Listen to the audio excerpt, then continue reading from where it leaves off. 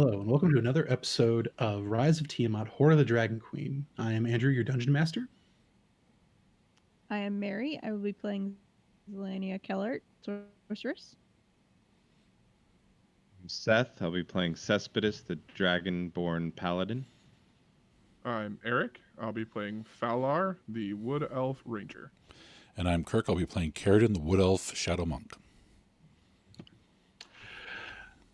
So, last time our session was cut a little short due to some environmental difficulties with the internet. So, this time we're going to be kind of skipping through a few of the shopping list things. Some of the things of note that everybody was told they wanted to get were, higher quality barrels of gin, better cooking supplies, some spices, ale,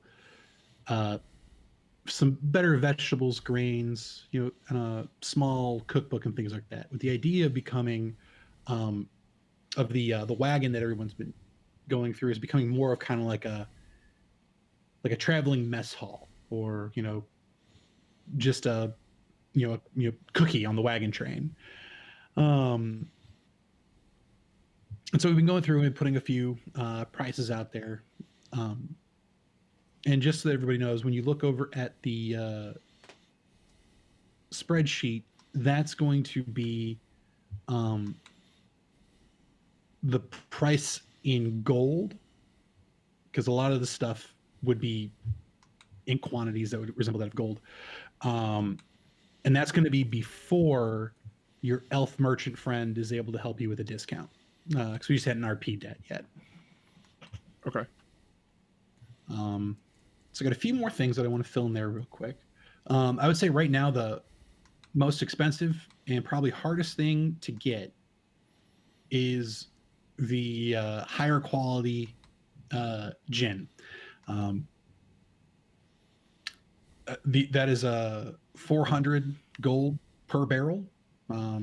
Just because you got to remember, a barrel is 42 gallons, and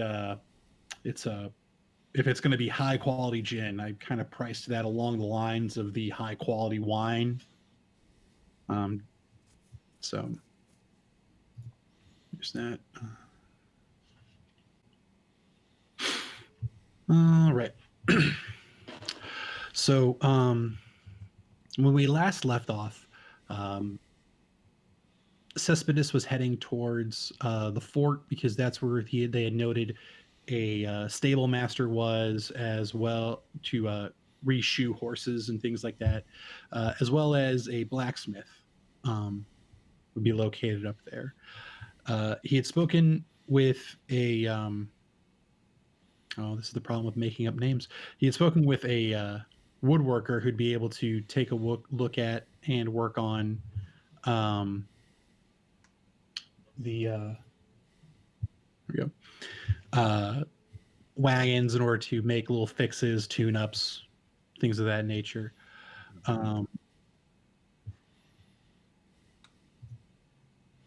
And Zell had spoken with the elf merchant, getting some of her food requests, as well as speaking with the animal cart handler, who really wants nothing to do with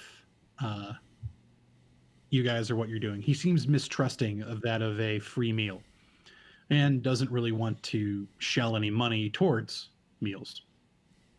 He was accurately described as miserly. And she was making her way over to the tanner and his carts, which were more or less on the opposite side of this tent city. Just kind of like reset the mood here. While there are no real roads, there are actively traveled pathways. The more commonly traveled ones do have some stone and gravel set down in them, but nothing that would resemble any kind of like pavement or cobblestone.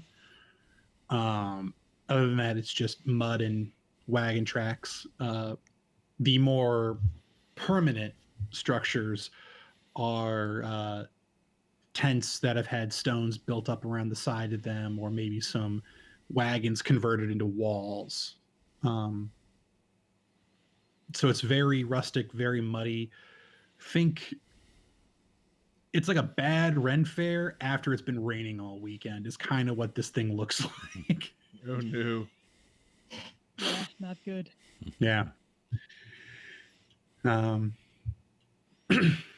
But yeah, so we had spent a lot of time with Zell and Cespedes on last session. So we're gonna hop over to Carradine and Thalar. The two of you we're gonna be starting to go around and with just kind of get some basic prices for things. Yeah. Because you had been noted by your traveling elf merchant companion that she'd be able to that the prices here were a little higher and that she would be able to possibly get you some better deals on things just because she talks the talk and knows what's fair versus what's unreasonable. So to kind of like skip through that a little bit, like I said, I put down the sticker price for everything. So I'm going to kind of put it in your guys' court. Was there anything else that wasn't on the list that you guys wanted to go check out right now versus, or did you want to like move over to talk to her? Just giving you guys the option. I did want to find out if I could trade in some of my flawless gems to help pay for some of this stuff. Oh, absolutely. And maybe get a the quote gem and then go back to her and make sure it's a good quote. for the appraisals of them. Yeah. Give me a list of your gems. Okay. They're on that third page. They're on the third page. Okay. Other notes. Bam. Here we go. 4 false gems, 3 rubies and a sapphire. Okay. And I do not remember what the cost of them was at the time. I don't think we had them appraised.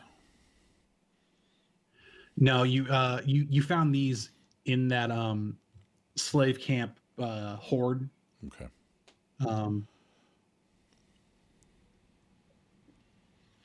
And it was very much apparent of like, oh, these are really nice, and these in 4 rocks travels easier than large sacks of gold. Yeah.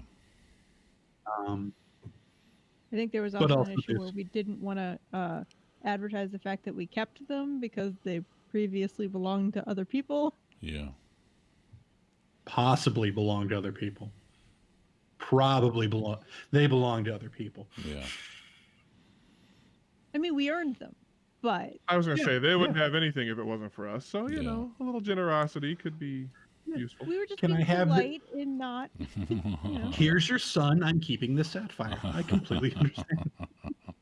Because that was literally what happened. Yeah. Okay. So I guess my question about so Carradine, you also say you're shopping. It's on the thing, so it's public knowledge. Yeah. For the new costume that you're shopping for, Right. Is this to be a disguise? Nope. Or is this is his new outfit he's going from? Okay. I would just call that traveling clothes. Okay. So we'll look up what a set of that is, and Yeah. Just 2 sets just to have in case one gets tore up. And just a basic, nothing fancy but effective club. Maybe someone that's selling lots of clubs in the marketplace and just pick one up. Yeah. Let me check. I think technically, if it's not a great club, Right. I think it's free. Just a common. yeah, I think it's just a stick. Okay. I just don't want to get a stick, get into battle, and it snaps because it wasn't, cured or whatever. Yeah. Let me just make sure that there's not a price for a club, but if there isn't one, then yeah, you just get a stick, and then we have to deal with wooden harnesses and things like that. Okay. I know there isn't one. They're free in 3.5, so. Yeah, so are quarterstaffs, Mm. unless you got a fancy one. Okay. Right.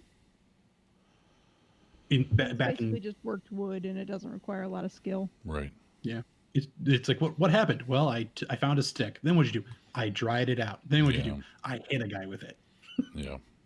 I carved off the knobbly bits, and we're good to go. The knobbly bits. Yeah. I don't see club. Club. One. Okay. 1 silver piece. Yeah. Here, because of the markup, it's 2 silver pieces. It's fine. I won't even haggle with that. I won't even put that on the list. Back to the elf. I'll just buy it quietly. Okay. I mean, don't get me wrong. It's a nice club. Yeah. Nothing fancy. I'm not looking for anything trackable. No, it's got a Back few to iron me. bands on it that really help hold it together. Give that extra oomph. That's fine. All right. 1 silver piece gone. Okay. Okay.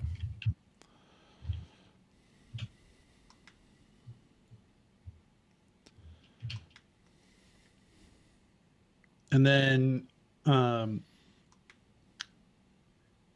Traveler's Clothes, you're not getting like literally everything that comes with Traveler's Clothes, so we'll call that 1 gold. Okay. It's like, because I think there's like with Traveler's Clothes, there's like boots and a cloak and all this other stuff, and you're getting about half of that. So Yeah. So 1 for each set. I'm going to buy 2 sets. yeah, Okay. that works. All right. And a jock strap. Yeah. Yep. He's taking a cue from Zell, and why not wear less? So Less is more. he's just going to have bandages on his hand like a fighter, and they're going to wrap over his bracers. On his feet, they're going to be wrapped up to like the mid calf and like a jock strap made of, and that's it. That's all he's wearing from now on. Nice. Full mobility, beating the hell out of people. I mean, I'm I just was going to saying, let you guys if you're not know relying on, yeah. you It's gotta be are tight, heading though. north. It's got to be along the tight coast. because he's got to hang his club from it. Yep. Yeah, may have to get a. With belts, Well, we people, have. even Zell wears a belt. Yeah, I have a backpack, so it's not like I'm totally have nothing. But yeah, we may have to buy a cloak or some furs if we get a little farther up. But Hey, you're traveling with a fur trader. yeah, and we have a bear pelt, so I'm sure there'll be a couple other animals we'll be able to get here soon. Oh yeah. Okay. Any word on this rubies and sapphire? Yeah, so you take him to a place. There's not so much a real jeweler in this place, but you do find a couple other places that do sell little, finer items and little curios. And I'll shop around. I'll trade one in at one place, then take another one to another place. So it's not like that's all they have is 20 gold pieces, sort of thing. Oh, these are worth far more than that. Yeah, that's what I'm saying. I don't want to run into a place that doesn't have enough money to change them. Yeah. And honestly, you'd probably have to go to Isn't there like a fort here a or something? different place for each of these. The rubies are each going to be 150 gold. Okay. And the sapphires come in at about 280. Okay. Like it's flawless. Okay. Then I'll just do the sapphire for now. Okay. And to be perfectly honest, you feel like you could possibly have gotten more Right. if you were at like an actual city. Right. That's fine. I just want to have enough to pay for supplies and stuff, and I'm down to like 20 gold pieces. So then I'll save the other 3 rubies and wait till we get somewhere else and maybe change them in. Okay. Okay. And this whole time while we're out shopping, I'm keeping a sharp eye out for Marco, making sure that he's not trailing or watching what we're doing. Yep. Most of your time is kind of spent in and around the the central road. Yeah. Mostly because your ride left you. And and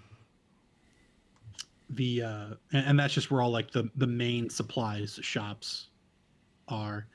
You did have to go a little off the main road in order to find like a curio shop that actually had the gold that was worth your sapphire. But everything else, I mean, like stalls upon stalls of produce, live animals, dead animals, rats, or as Cesspit would call them, street snacks, are running rampant. Okay. I got kind of a silly question. I'm looking at my equipment, and I see that I've had rations on me, like a day's worth of rations, for quite a long time. Have we been using those kind of rations, or is that kind of like a survival thing? So each day's worth of rations is effectively 3 meals. You can, in a starving situation, make a ration last for 3 days. After a while, though, it gets really bad and fatigue starts setting in and you don't get to roll against it. However, you guys had so much like bear meat that on the first day that you guys would have needed your rations was the day before, and you got everybody else to contribute food for that night. Right. So we can kind of keep those the way they are for now. Yeah. As far as I know, there's no shelf life, so it'd be things like super dried out jerky, granola, nuts, things that last, forever as far as this goes. Probably year-old rations. I'm going to call a limit on that, but you haven't hit that far yet. Yeah. Okay. Yeah, while we're here, I figured I'd look over my equipment, see if I needed more arrows or food or anything. Yeah, I would say as a whole, like I said, you guys have been really good. You guys have already been pretty good about tracking your food, and like I said, when you took down that bear, and I think like you had taken down some other pieces of game prior to even starting this trip that you all then cured. Like you had the only one who had been upset was if anyone's like, I'm a vegetarian. Right. Which I think the closest person you had to being upset was Cesspit, and that's because he eats it raw. That's right. Right. He raw dogs it. So, okay. So, you don't see Marco anywhere while you're doing this, and like I said, which kind of makes sense because they had pulled. You didn't see where they went, but they had pulled way further off, heading. I think I sent them westward. West, yeah. Yeah, I just don't want to be surprised or jumped or tailed, that sort of thing. If he is tailing me, then I'm going to do some weird like maneuvers throughout the hill. Yeah. Show up behind him, that sort of thing.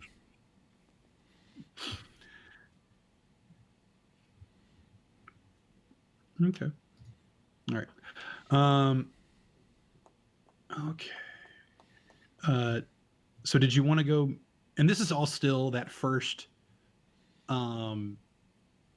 early evening when you guys got to town, like you guys haven't set up a camp anywhere or anything like that. In total, I would say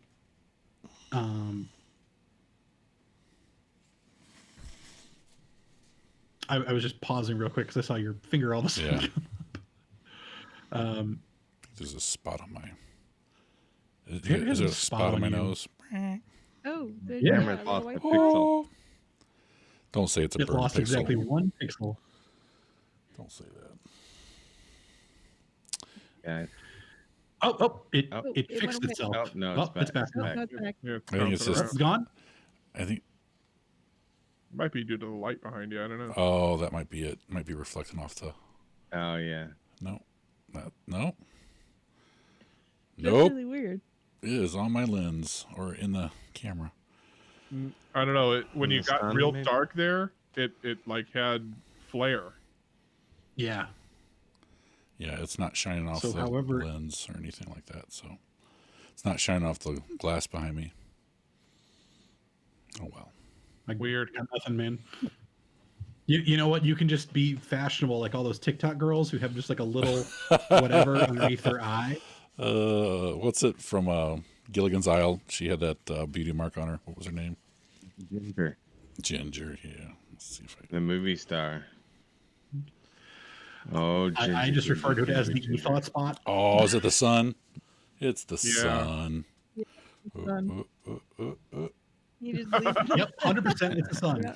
Oh, look, I'm exalted. Anyway, sorry. It's like the weirdest snipers got it on train on Kirk, right? It's God. fuck you, He's the one pissed. He's tired of my shit. Anywho. All right. So yeah, I didn't have anything else planned. Just wandering on the marketplace, keeping an eye out for him. If we do meet back at our cart and Zell is going to go off west, then I would like to wander with her. God, the Okay. sun is totally like, oh. Yeah, and if he goes and does that, I'm kind of, since I'm in a new place I've never really been before, I'm kind of just gonna find out information about this location and whatnot, back to kind of my ranger roots and what I do for the military unit that I'm with, and just kind of see what's going on in the world, get the latest scuttlebutt from the travelers that are around.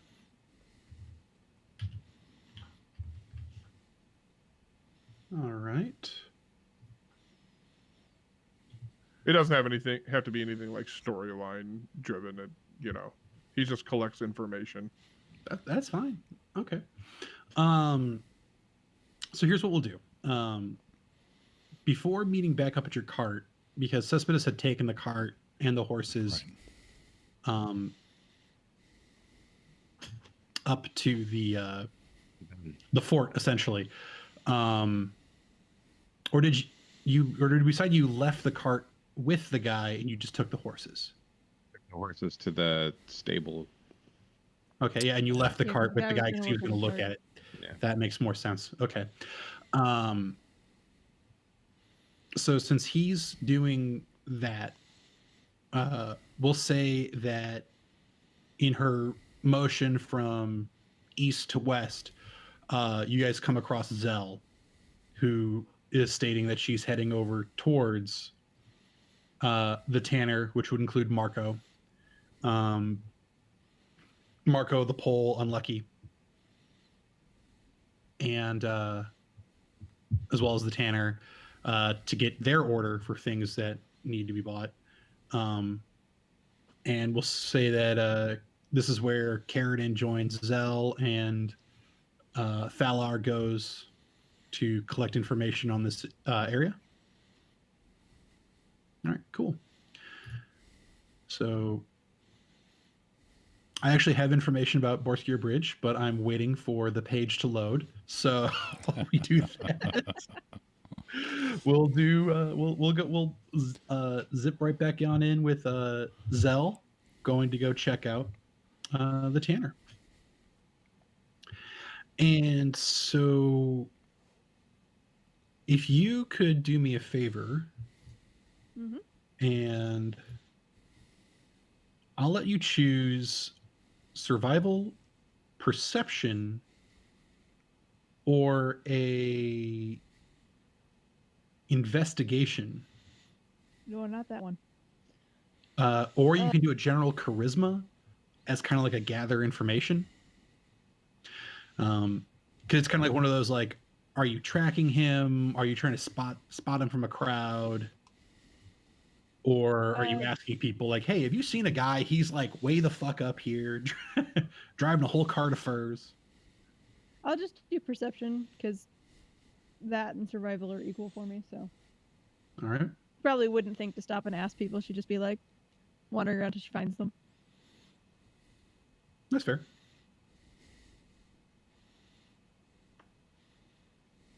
She doesn't find them. She rolled an 8. Carradine, would you be helping her? Yeah. Okay. Should roll advantage. Zell gets to roll with advantage. Okay.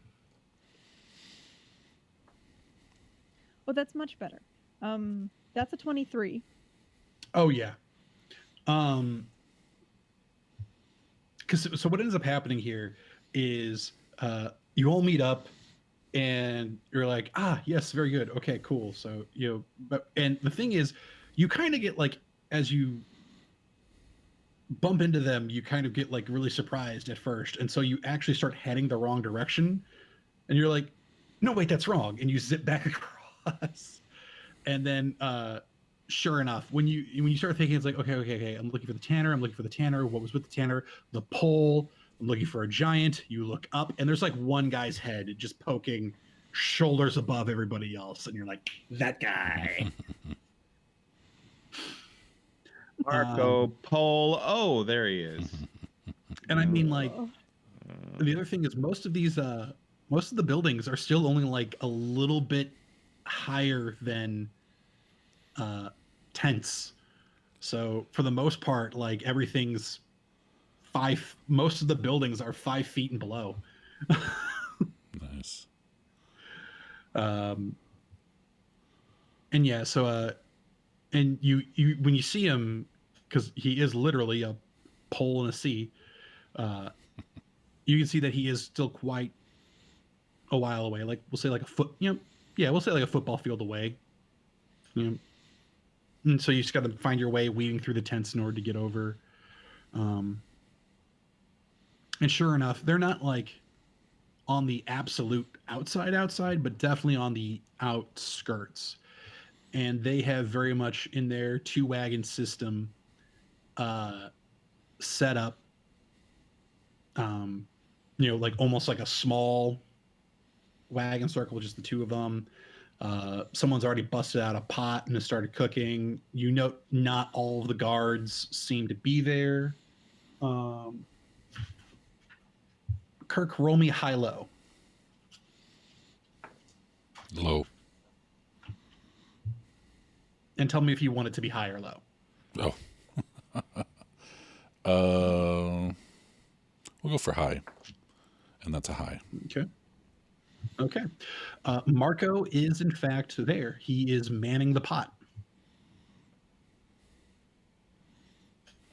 Yeah.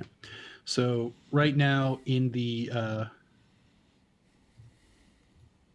caravan, you see, Archnie, who is the tanner, the pole, Marco. 1, 2, 3,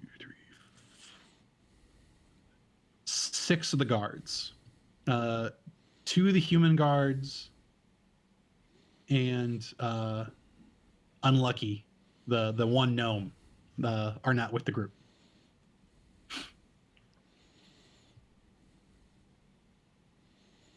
Okay.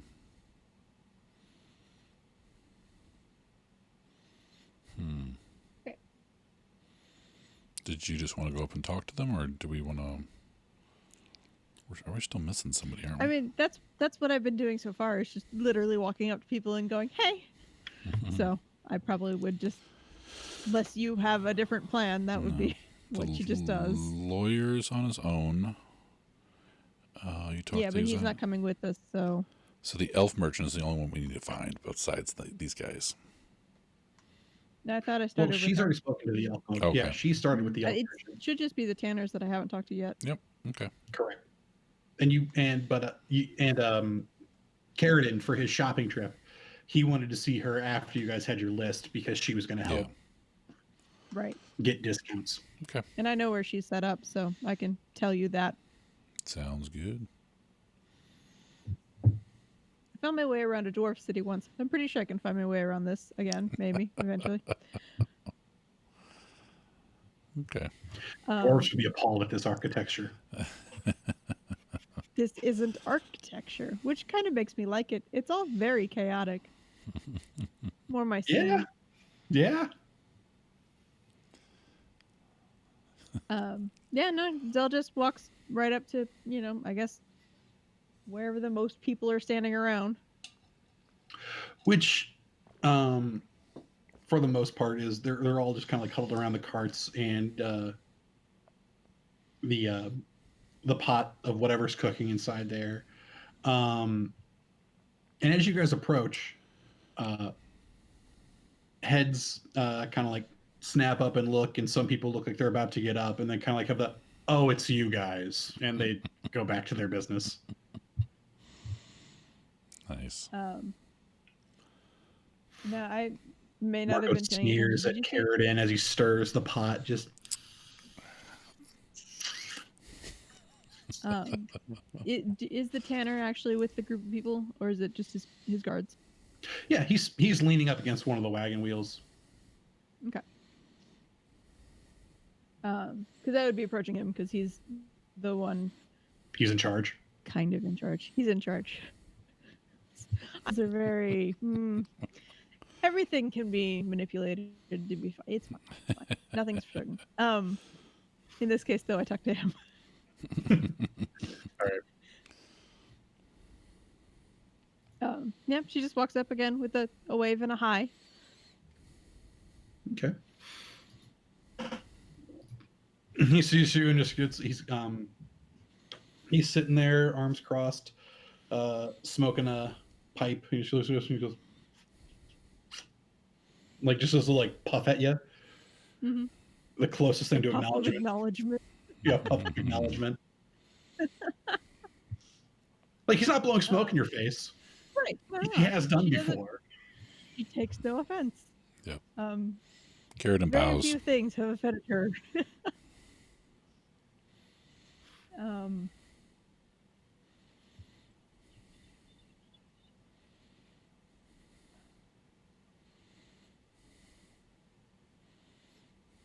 This was easier when I had done it 3 times, like in a row. Now I have to like stop and start over again. And do we already know? We already know that they're continuing on with us, right? Yeah. That Yeah. They're headed north. Okay. Yeah. The pole and basically everyone in the group is wearing kind of like the same. They all look very tribalistic, and they all have. They're all wearing like furs and hides, and they all. And the pole has mentioned that he and his people are from up north. And the tanner has mentioned that what he's doing is he's transporting furs from animals in the south up to the north where they will sell better. This makes sense. Okay. Hi. So we're going north again. I know you are too, and we were planning on stocking up the wagon with supplies to kind of I don't know, have more food and cook and offer everyone else.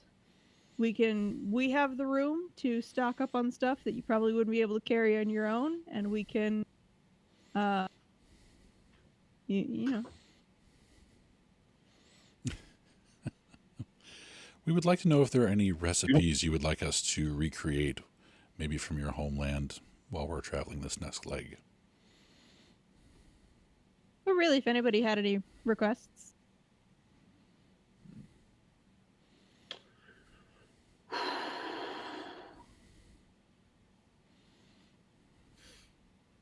Well, if it's how much do you need us to contribute? That may determine what I request.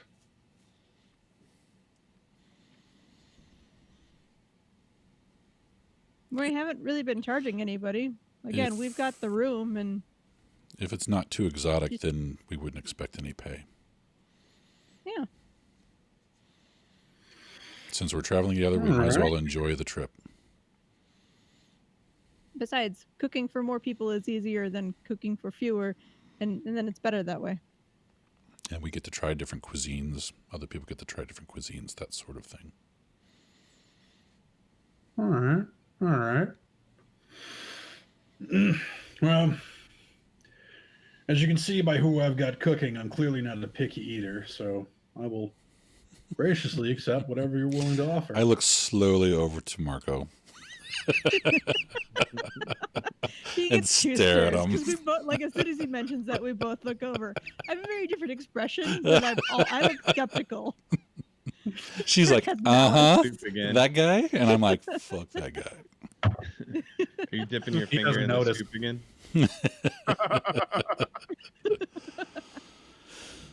Yeah, Marco doesn't notice. He's just stirring whatever is in that pot. He's like an immersion blender at this point. Just That's hilarious.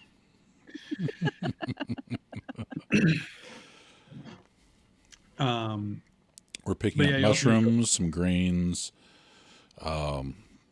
We don't think fish will keep very well. Some salted pork, that sort of stuff. But if you have any recipes that you want us to try and recreate, that would be more helpful than us trying to guess at what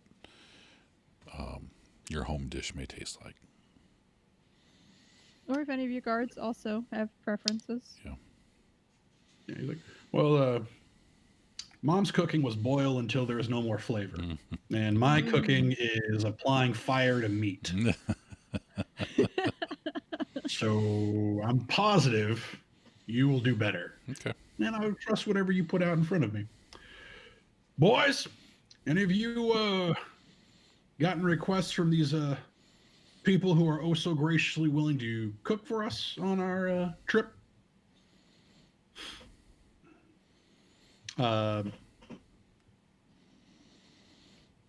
Marco chimes in. It's like, we don't need them to cook. We got it covered.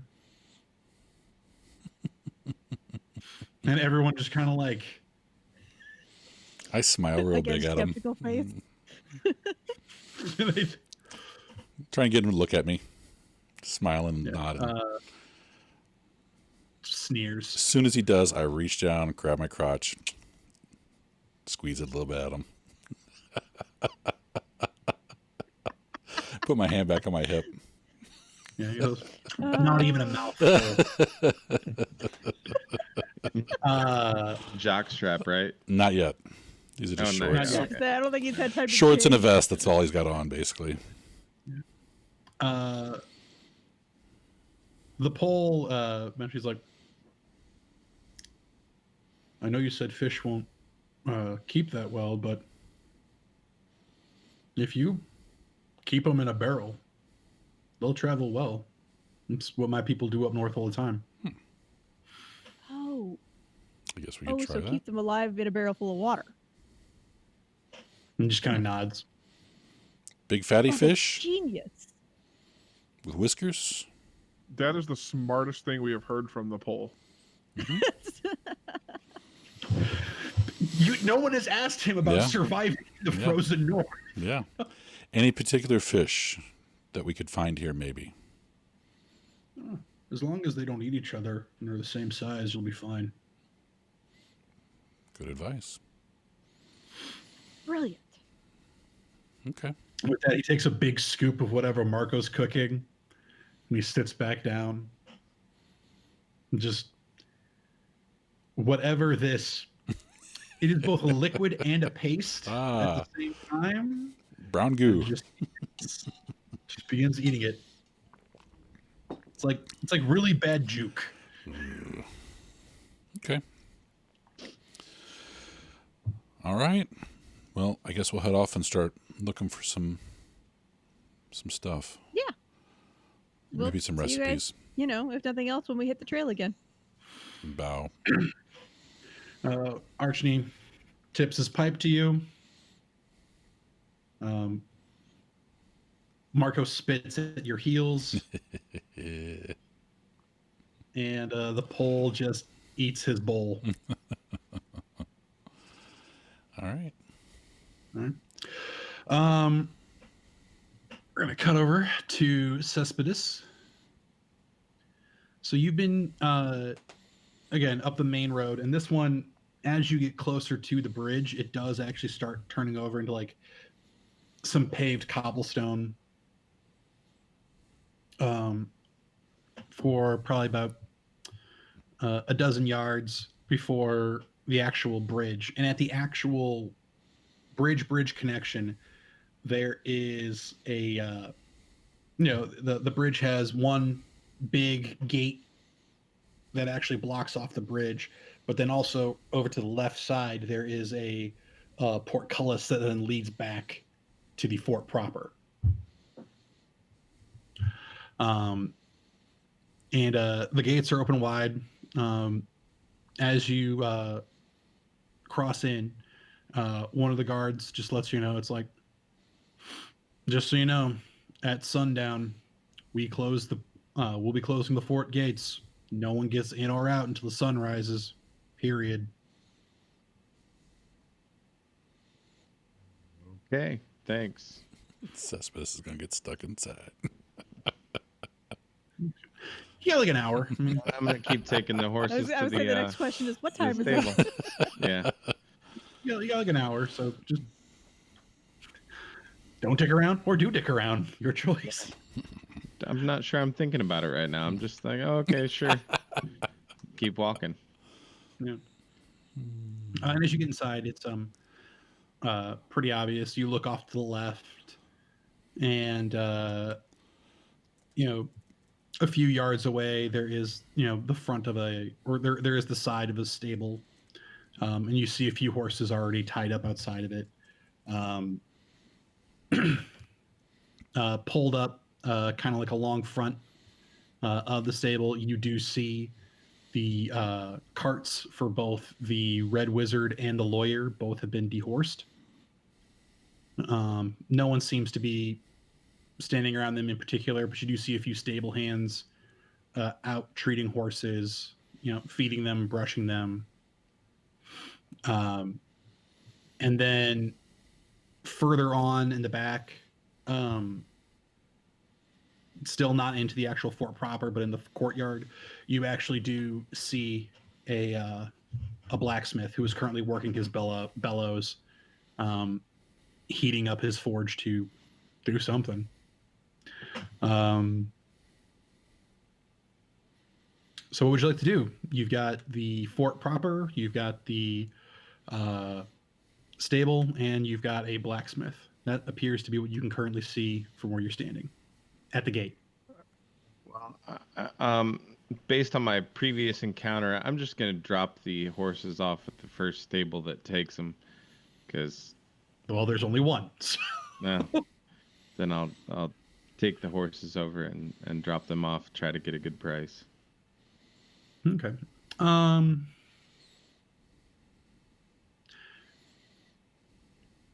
So for feeding, brushing, shoeing, and housing for tonight and tomorrow, because you effectively have 2 nights we'll need to spend there, it will be 5 silver pieces per horse per day.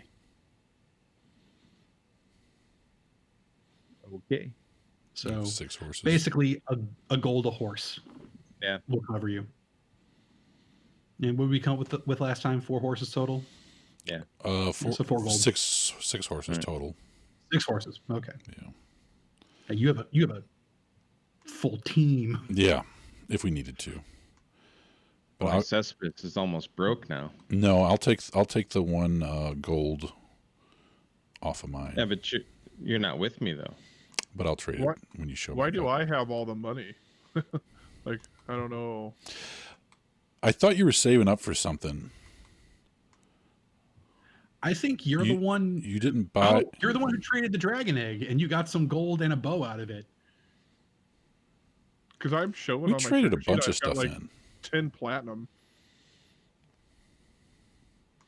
Yeah, I mean, I know there's a lot of stuff that traded in. I remember one of the big things was trading in the dragon egg, which got you the bow, his bracers, and then also some cash. Okay. Bow bracers and the hammer, the destruction hammer, or something like that. Yeah, the siege hammer. Yeah. Yeah.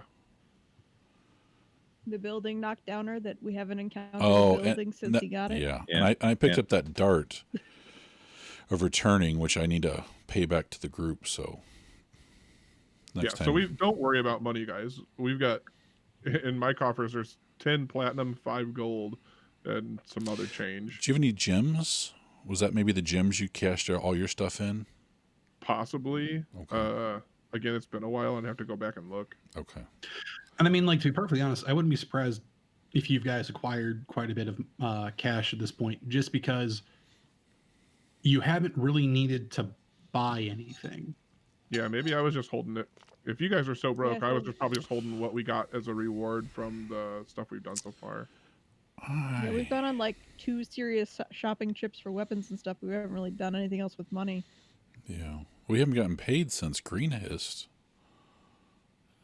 And Yeah, the Dragon but- Egg. I mean, Green Hist, in addition to paying you, you guys also looted that hoard of Yeah. treasure.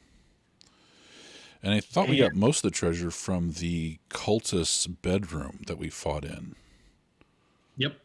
That's where that's where like the flawless gems and shit came from.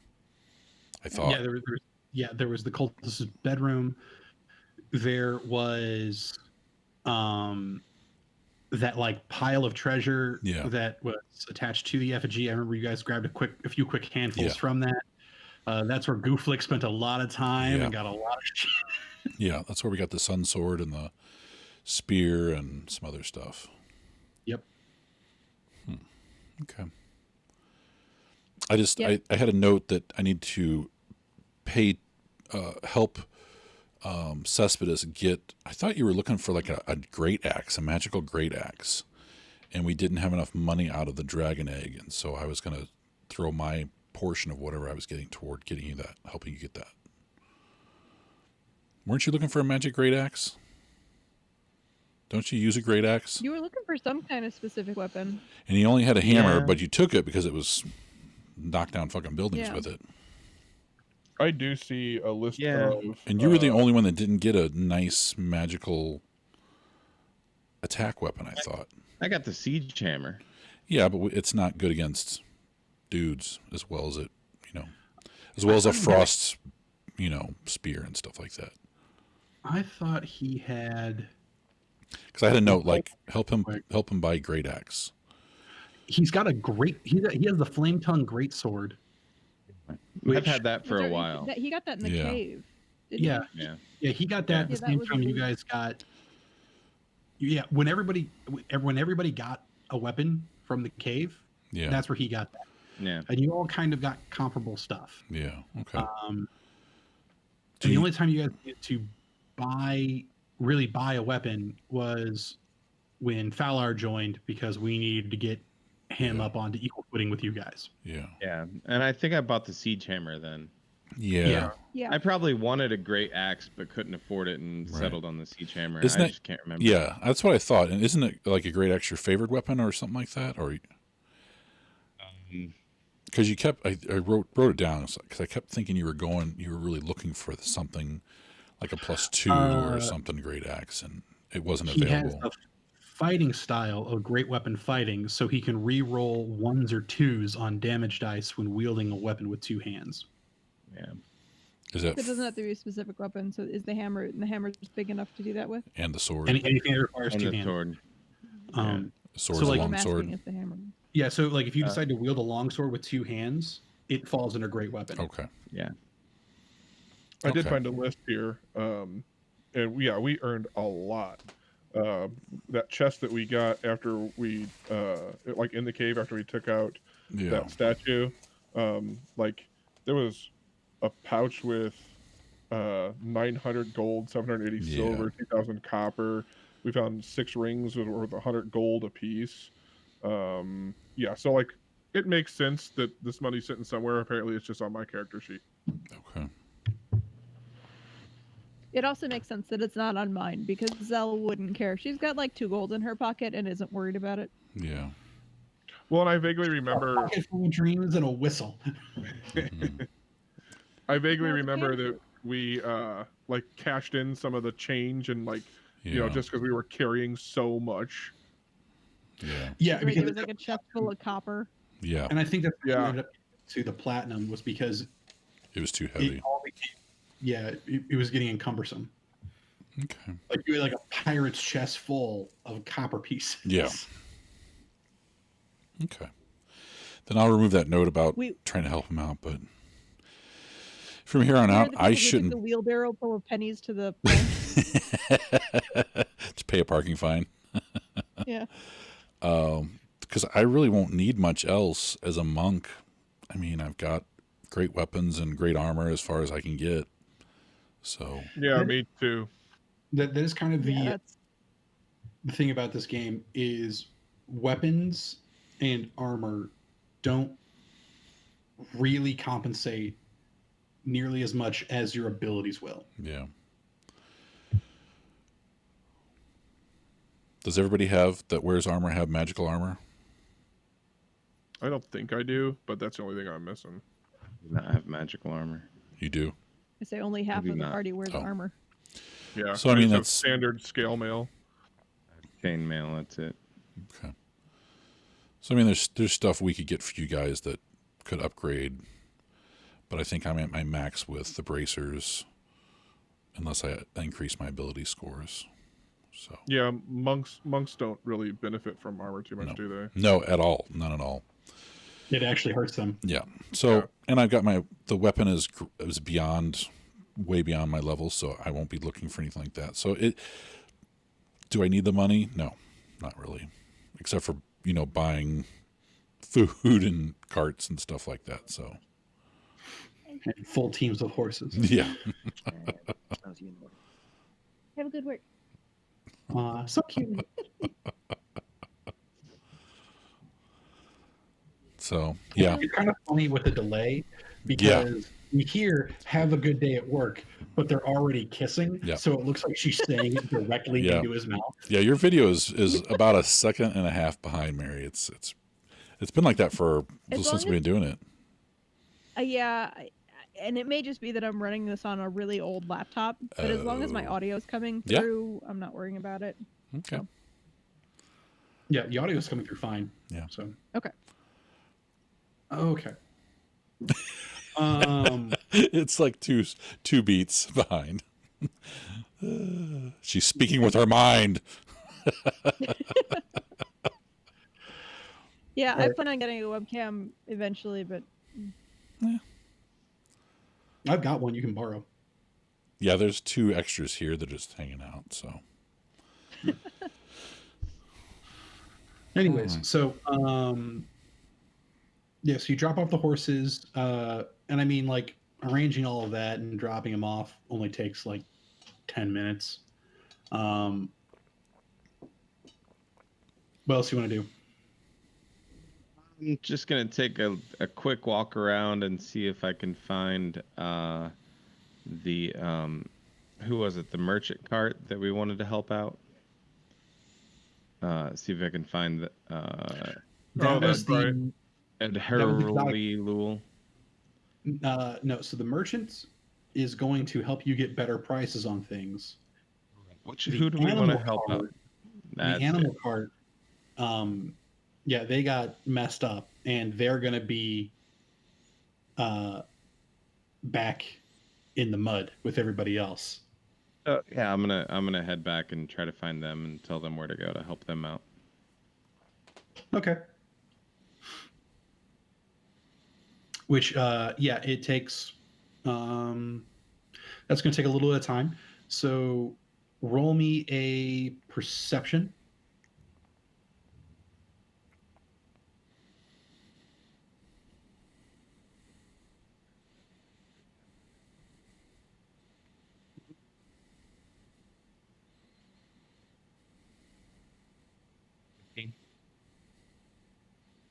what? Oh, thank God, it wasn't just me. 15? 15. Okay, cool. So, as I shift and make all the noise in the world, yeah, you're able to find him. It takes you a good chunk of time, but you're like, okay, so I know they were like here, and you kind of like last time with what we had to do with Zell, where it was like, okay, they went around here, we turned off here, and and kind of what ends up like keying you into them is you're just like, and where are they? Oh yeah, animal smell. That's them. I'll walk up to what's her face? What's her name? Oin. Owen. Uh, uh, um, Oin Oin. is a dude, Ah. and that is the actual merchant.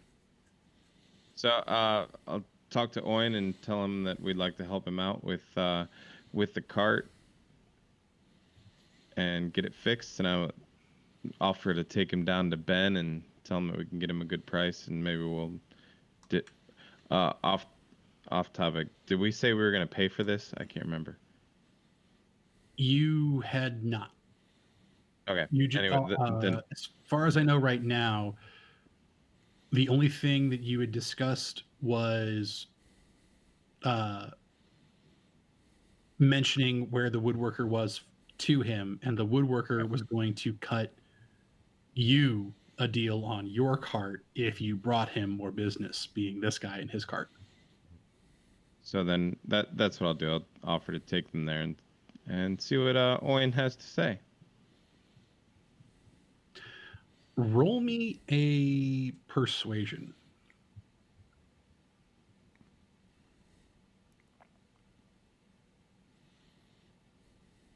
12?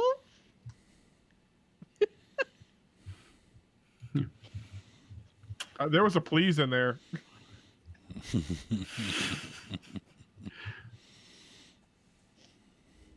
Why are you people so in my business?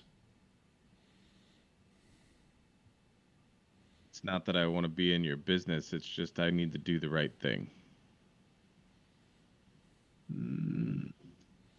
Never had so many people eager to do the right thing for me before. You had that little naked one coming up here, trying to cherry case us with some food, and now you're trying to get us a deal on our cart.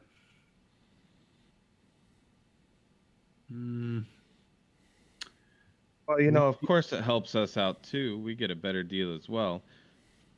But I just want everybody to win. It's one of those kind of things. You bring someone else, and okay, you kind of get the sense of like, oh, he understands. There's something in it for you. He's like, well, how much he charge? I remember, it was 3 copper to look at it. That was like 3 or 4 silver. It was like 3. Yeah, it was like 3 or 4 silver just to look at it. Yeah, 3 silver to look at it. Oh, and then he gets, which is non-refundable, and I'm pretty sure that he then gets to pick whether or not what's broken. I'll take it or leave it. I'll think about it. Where is he? Oh, just around the bend. A ways. Over yonder. You're just like, that way. Yeah, I don't remember where he is. That's fair. Trying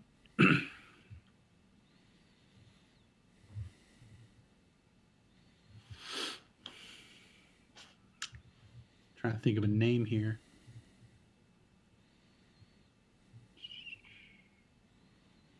Breaking the immersion.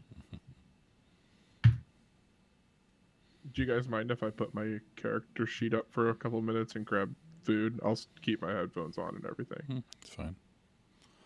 That's fine.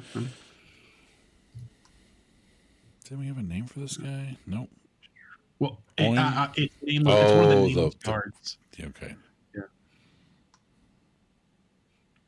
Gormer. One of the elf guards, his head pops up.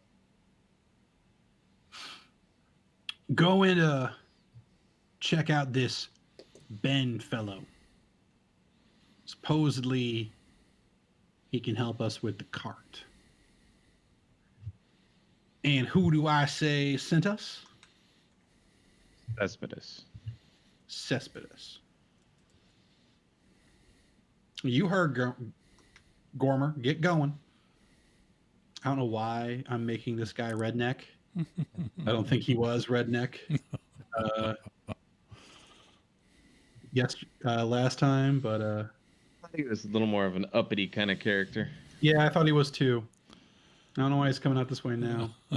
But there, we now have Gormer, and he has he's got a last name too. He's going full Tiger King.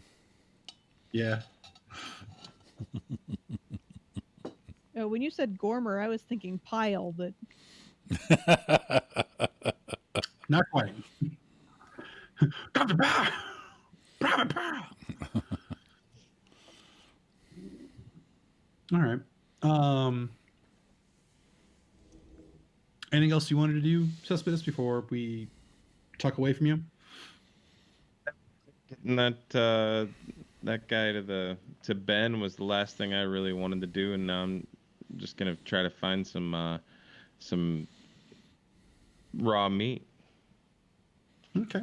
and then head back to the cart. Cart's All right. being Well, looked the at, cart will isn't be it? We're going to find a What's place that? to crash for the night. Oh yeah, This the is cart's true. at Ben's. we Duh. got an in recommendation. Yeah. Well, somebody got an in recommendation. So I'll head to that inn, assuming we'll meet up, because nobody really made a plan to meet up afterwards. Yeah, that inn is the Crimson Raven. It is just outside the fort. It is an actual, building. It does have several tent stalls, like around it, though. And this was a conversation that Falar had with one of the guards of the Wizard of Thay, right? Yeah, with That's shotgun. who's staying there? Okay. I'm just trying to make sure I remembered who was talking to whom. I'll, although I won't be drinking, I'll hang out at the bar or whatever they have for a bar there and wait for everybody else. Okay. We'll come back to that in a little bit. All right.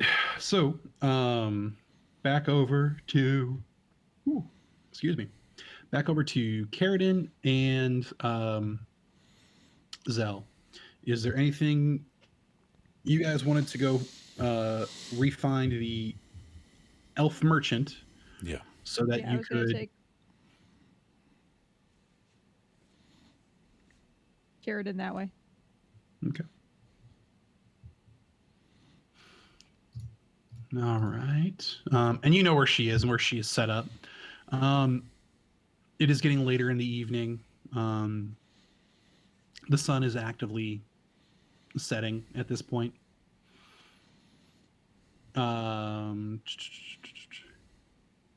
She is still, she's got a few lanterns that she's already lit up.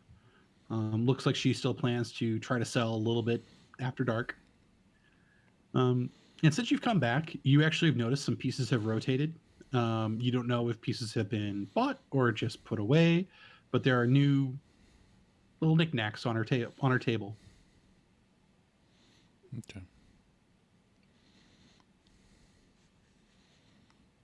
Walk up and I bow. And hand her the list. Yeah. She waves and kind of does a little half bow back at you and then looks at your list with your prices. And you see her, like, she's kind of excited. She looks at it and she's just like, her face just starts to drop and she's like, are they serious with these prices? Almost all of it is more than double. Okay, to be fair, depending on the quality of the spirit, the ale and the gin may actually be correct. But I mean, like, how many mushrooms are you getting for this? I assume like a pound. Oh, honey, no. No. I was waiting for the oh honey moment.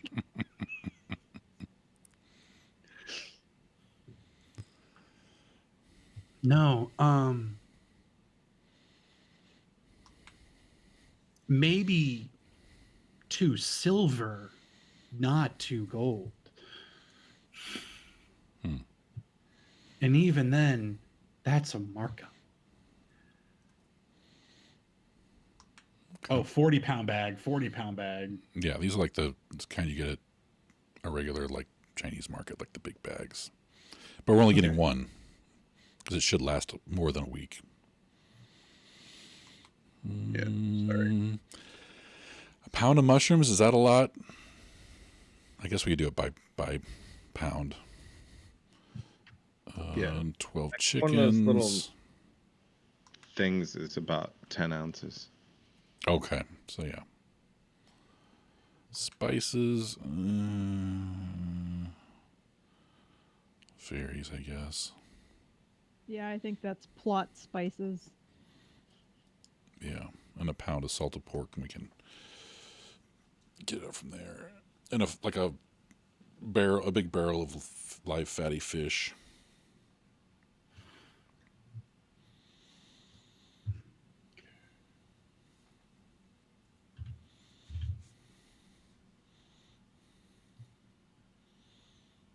Whoa, no. Holy That shit! Those fish are gold. Right, right? That put too many zeros. Wait, is the 20. Pola genius? Can we One. make market living off of this? Like, I'm gonna set up an aquarium in the back and breed them and sell them. We're going a whole different route with this story now. right? We're going to open up a cannery. Fish farmer. Yeah, no, it's 20 gold for a barrel of fish. For a barrel of live fish. Okay. Yeah. And then I put a column there after discount so we can, you don't have to erase it.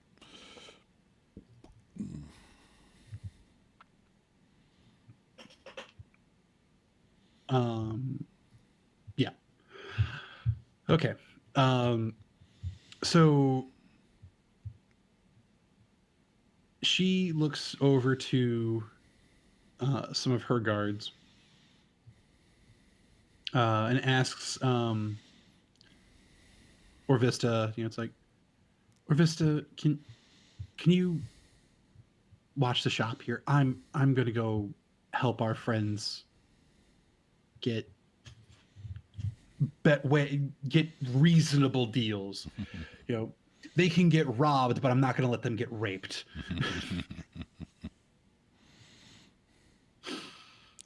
And then she starts to move away. Eldkin kind of like pokes her head from back around there. It's like, ma'am, now's not the time. The sun's about to set. We're gonna be here all day tomorrow. I know you wanted to spend most of the day selling, but that would be a much better time. Most of the other shops are already closed up. You kind of see kind of like, she's right. We could wait till morning. It's not that big of a deal. Plus, if we wait till later in the morning when other shops are all up and out, I can leave Elkin or Vista here to man the shop with some preset prices while we then go, and I can also see if there's anything else out there for me to buy. So it becomes a win-win for us. Okay. All right. Well, I should probably start packing my cart up for the evening then. Okay. But wow, I'm not charging enough, I guess. You'll get a lot more repeat business if you keep your prices honest, especially here. She kind of like nods and tilts her head back and forth.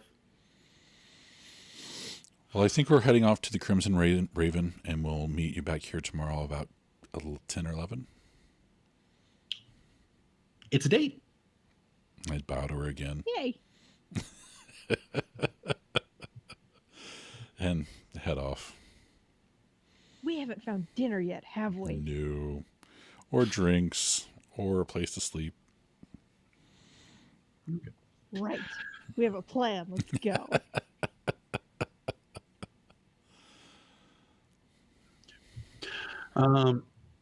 Falar, Yes. some of the things that you actually roll me a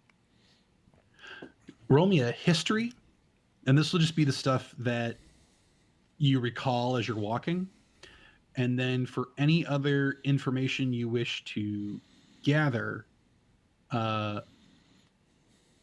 roll a persuasion or just a charisma check, because this would be like talking to people to get information. Okay, for my history, I rolled a 18. Nice. Okay. And then for perception, Persuasion.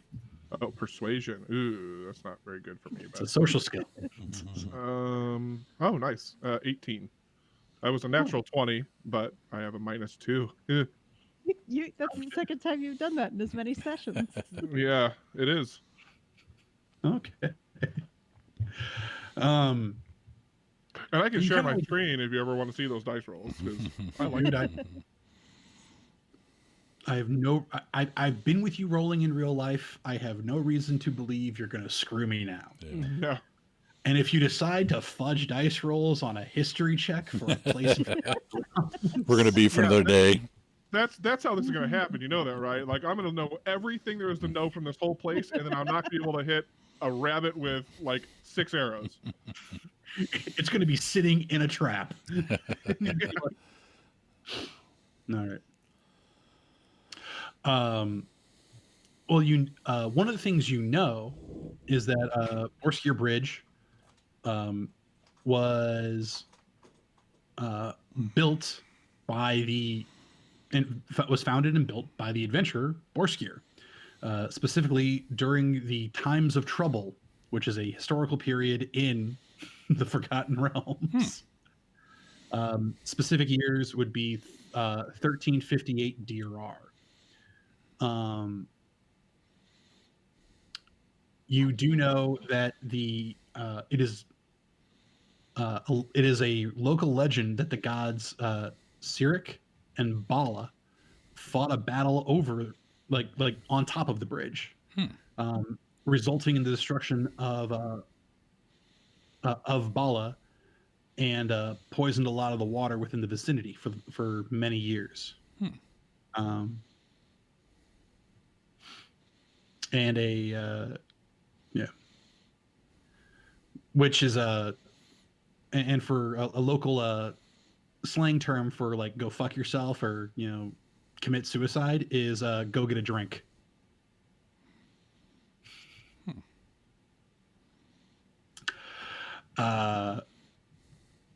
Some of the things you find out just from discussing with people is that there is no formal government here.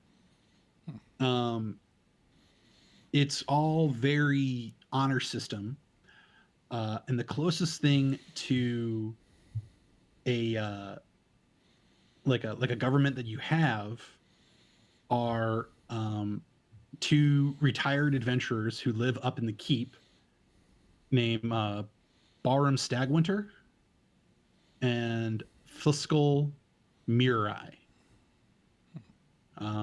Mostly, and pretty much what it comes down to is when there is a dispute that just cannot be solved, they preside over it and just say, we're going this way. And it's a kind of they kind of form a might is right rule almost with that. Because it's very much, it's like, all right, guys, we're going to say Jeff wins. Well, but Steve, no, Jeff wins. Don't make us enforce this ruling. Because also the only thing that's there that's close to a professional guard is employed by Stagwinter and Mirai jointly. What was the Mirai's first name? Theskul. Theskul. I'm gonna have to pause and take the boy out, or the dog. He's barking at the front door. That's fine. I'll be We're right doing a back. history list right now. Both of these individuals are human males. Barham is the older of the two. He's in his late 60s, where Thirskull is in his mid 50s.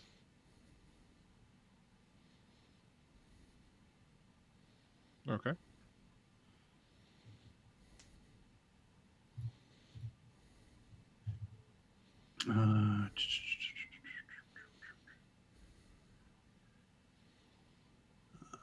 You also know that because there is no official government here, a lot of political trials actually get held at the fort because it is seen as neutral ground. Almost never do Stagwater or Mirai get involved with those disputes, because they don't care. If it's not about the bridge or the tent town around it, they really don't give a fuck. And mostly, if whatever happens in the tent town, they don't care unless you make them care. It's very much like two adventuring bros decided when they retired, hey, we're just going to operate a toll road. And they have a very elaborate toll booth.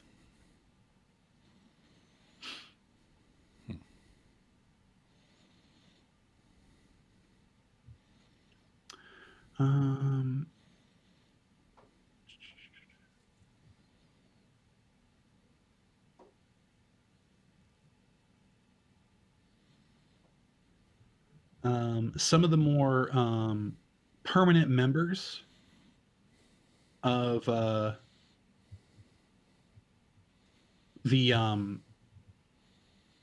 of Boareskyr Bridge and the surrounding areas would be Stunfatel Tinderkeg. He is a one-eyed dwarf, and he is known for handling a lot of the less savory characters that come through. When you ask about what do you mean by handle, everyone goes, I shouldn't have said that, and stops. So he's kind of the strong arm of the quote unquote law. If that is your interpretation of that, that is your interpretation of that. They literally say, literally, like the one guy that mentions him is when you ask about notable figures, like, oh yeah, there's this one-eyed, oh yeah, there's a Stunfatel Tinderkeg. You'll know him because he's like the only one-eyed dwarf walking around here. He tends to handle the the more unsavory characters that come through here. And then you ask that, it's like, oh, so he's like the strong arm of the law, at which point in time he goes, forget I said anything. Gotcha. And then one of the places that has one of the shops that has like an actual like store is run by a southern merchant named Adi Abba Adidas. And they buy, sell anything that comes through. And literally his motto is just get it, move it, make a profit. Okay. Realistically, this is probably the only place that Carradine would have been able to sell his Sapphire. Okay. Uh, and then in addition to that, there are two inns. There's kind of the nicer one, the Crimson Raven, which is up by um, the fort, and then more towards the center, you have what's called the Grinning Ponies. Um, and the Grinning Ponies is more like a series of tents around a very large bonfire. And they've got a lot. They have tables and chairs all set up. They have some overhead canvas pavilions that help keep further and tarps that keep rain out. Um, it's very campsite, but still very warm and homely. And then there is the Crimson Raven, which is more of your standard inn with a building. It has rooms inside as well as it has pop-up tents on the outside if people want to stay there. Okay.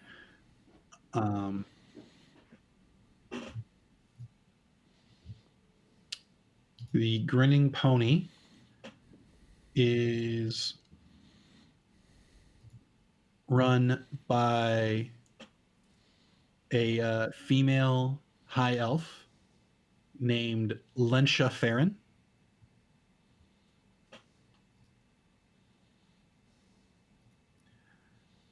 And the Crimson Raven is run by a human male, Derek Gibson.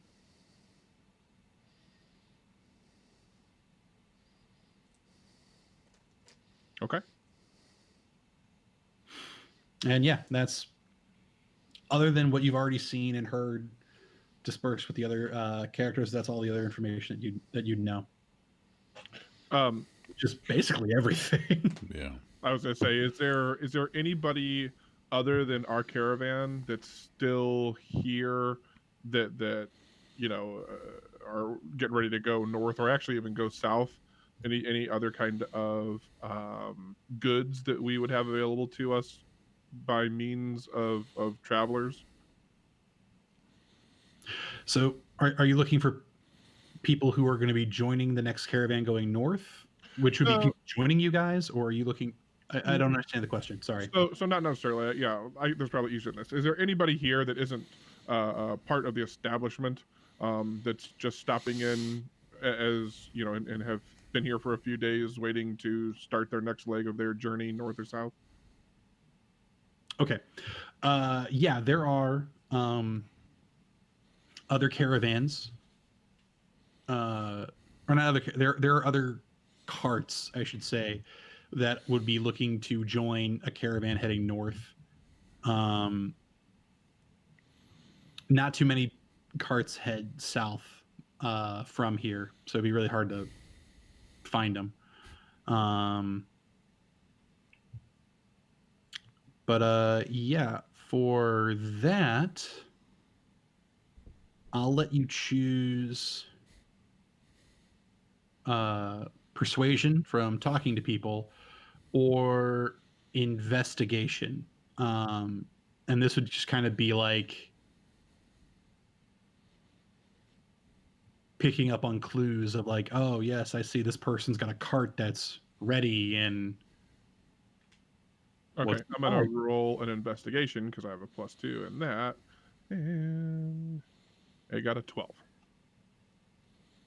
Okay.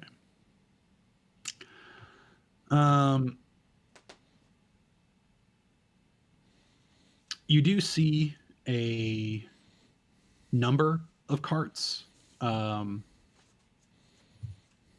you're not sure that you see a number of carts that weren't part of your group, and they look like they could be ready to travel, but you're not certain necessarily if they're selling more goods or if they're sorry, or if they're just stopping off, or you're not really sure what's going on with them. But there appears to at least be 8 other carts that could either be joining or could be staying. Okay.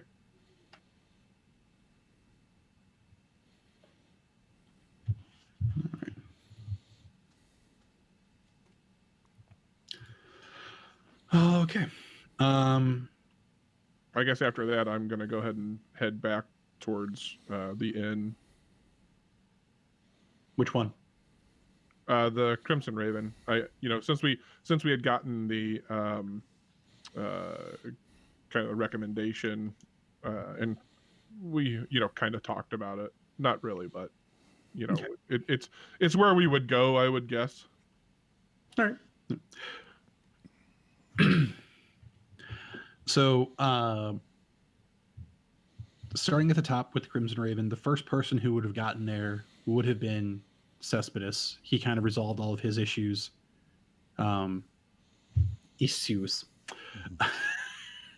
First. And so, yeah, you just sit up, you kind of like pull up to the bar. And when you do, a rather tan-skinned human male. He's got the like almost like the Frankenfurter where it's all bald up top, but he's still got that long hair coming down from the base of his skull. He's got all of his teeth. He kind of bellies up on the other side of the bar to you and goes, what can I get you? Starts like licking the inside of his lip. Nothing. I'm just waiting for some friends. Huge dramatic pause. To me, right? Well, I had to look around for a minute because I'm like, is he talking to me? I don't drink. Well, No, I'm just waiting on my friends. I can get you something while you wait. I mean, no need to wait thirsty.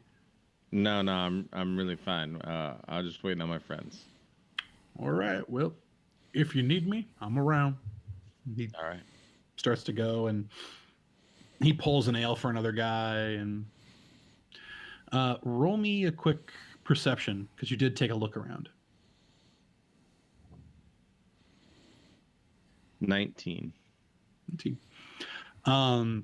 Over at one of the tables, sitting by himself in still his full armor, is the shotgun. He's got his crossbow slung over the back of his chair, and he's just sitting with a tankard and a pitcher. I'm going to think to myself, on second thought, I'm going to go sit down with that guy. And I'm going to walk over and just plop myself down right next to him. You sit down, he nods and gestures to the pitcher.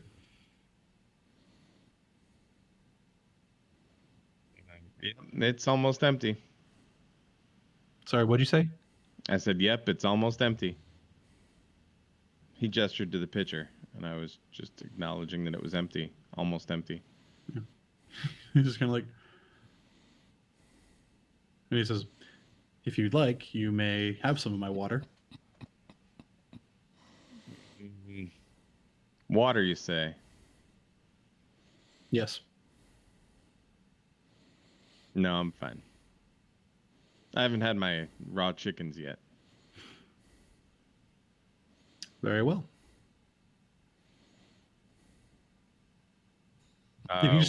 What are you doing here having just water? And again, it's got that tinny ring to it because he still has his, even though like he's got the pitcher next to him, he still has his helmet and everything on. He goes, your traveling companion said that they'd be interested in a rematch of chess.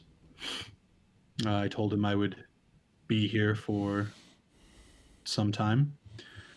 And so I am waiting to see if he will come for the rematch. There is an unfortunate where originally I thought we were actually going to be staying at this inn. However, my master decided it would be safer to actually stay in the fort proper. And so I will have to make my way into there before the gates close when the sun sets. I believe specifically it's at dark. Yeah, that won't be too long from now. No, so I don't believe we'd get a proper game in, though I did wish to express that I will do my best to come back here tomorrow so that if he wishes, he may have a proper game. Well, I'm sure he'll be back soon. He just kind of nods, which has that hingy creak to it. And then I'll just nod back and get up and go find my own table and wait for everybody else. Okay.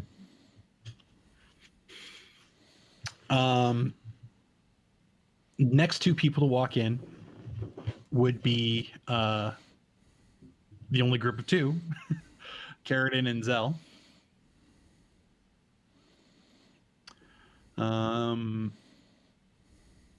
It's really not hard to find your Dragonborn Paladin anywhere. And I'd say with your passive perception,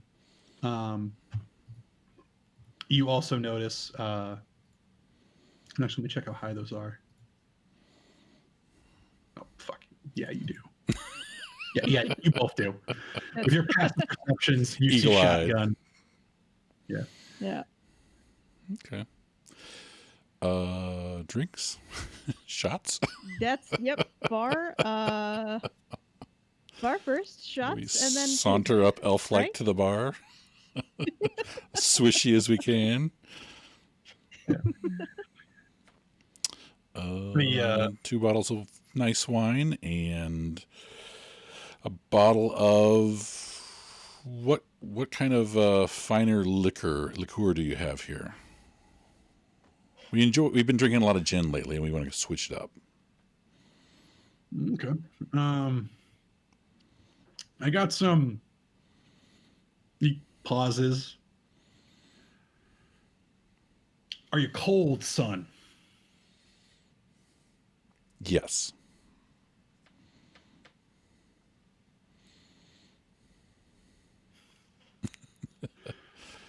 All right.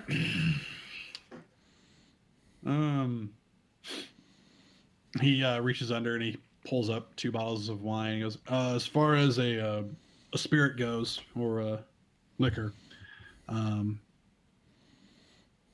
I've got some brown with a good burn, brown with a bad burn, and I've got some sweet with a burn. Sweet with a burn. What with a burn? Sweet with a burn, please. sweet with a burn. That sounds good. Yeah, we'll do 2 of those. All right. 2 bottles, 2 shots. 2 bottles. Bottles. Okay. This is going to be a fun night. Yeah. They usually are. When the wood elves are concerned, it always is. Tell you what, if you're buying all 4 of these bottles, Oh, and some food, please. provided you don't cause any trouble, your meals are covered. Oh, okay. Oh, fantastic. We're also going to be 10 sitting. for each. Oh, It'll that's be fine. 10 for each, 10 gold for each of the wines, 15 for each of the spirits. I'll pay for everything. I'll pay for this round if you want to pay tomorrow. This round. Okay. And I say we're getting food for the Dragonborn, which he likes his meat as raw as possible, and another elf, and maybe that guy over there if he's going to stay long enough. I point to the shotgun. He already ate, but I mean, Oh. if he wants more, he's more than welcome. Okay, if he's already eaten, that's fine. Okay. Also, he paid in advance, so.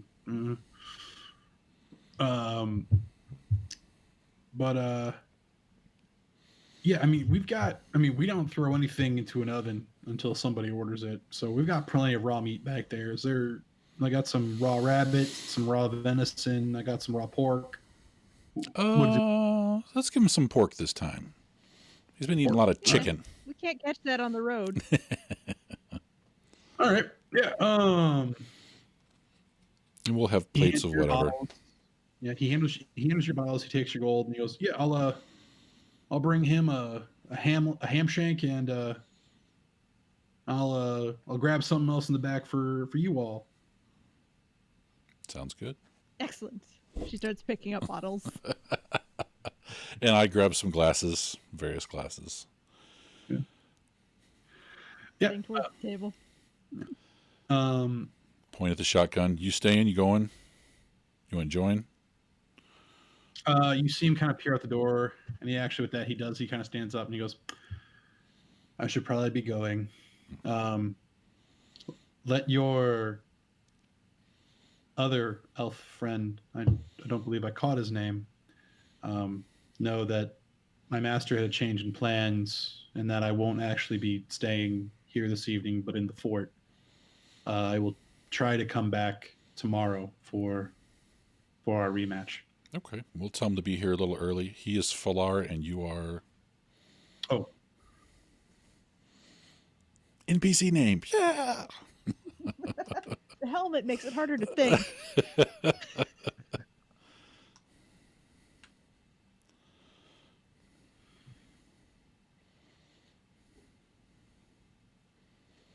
Watching the screen in anticipation. I know.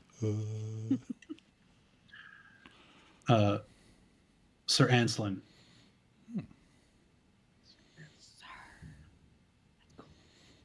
And I bow deeply.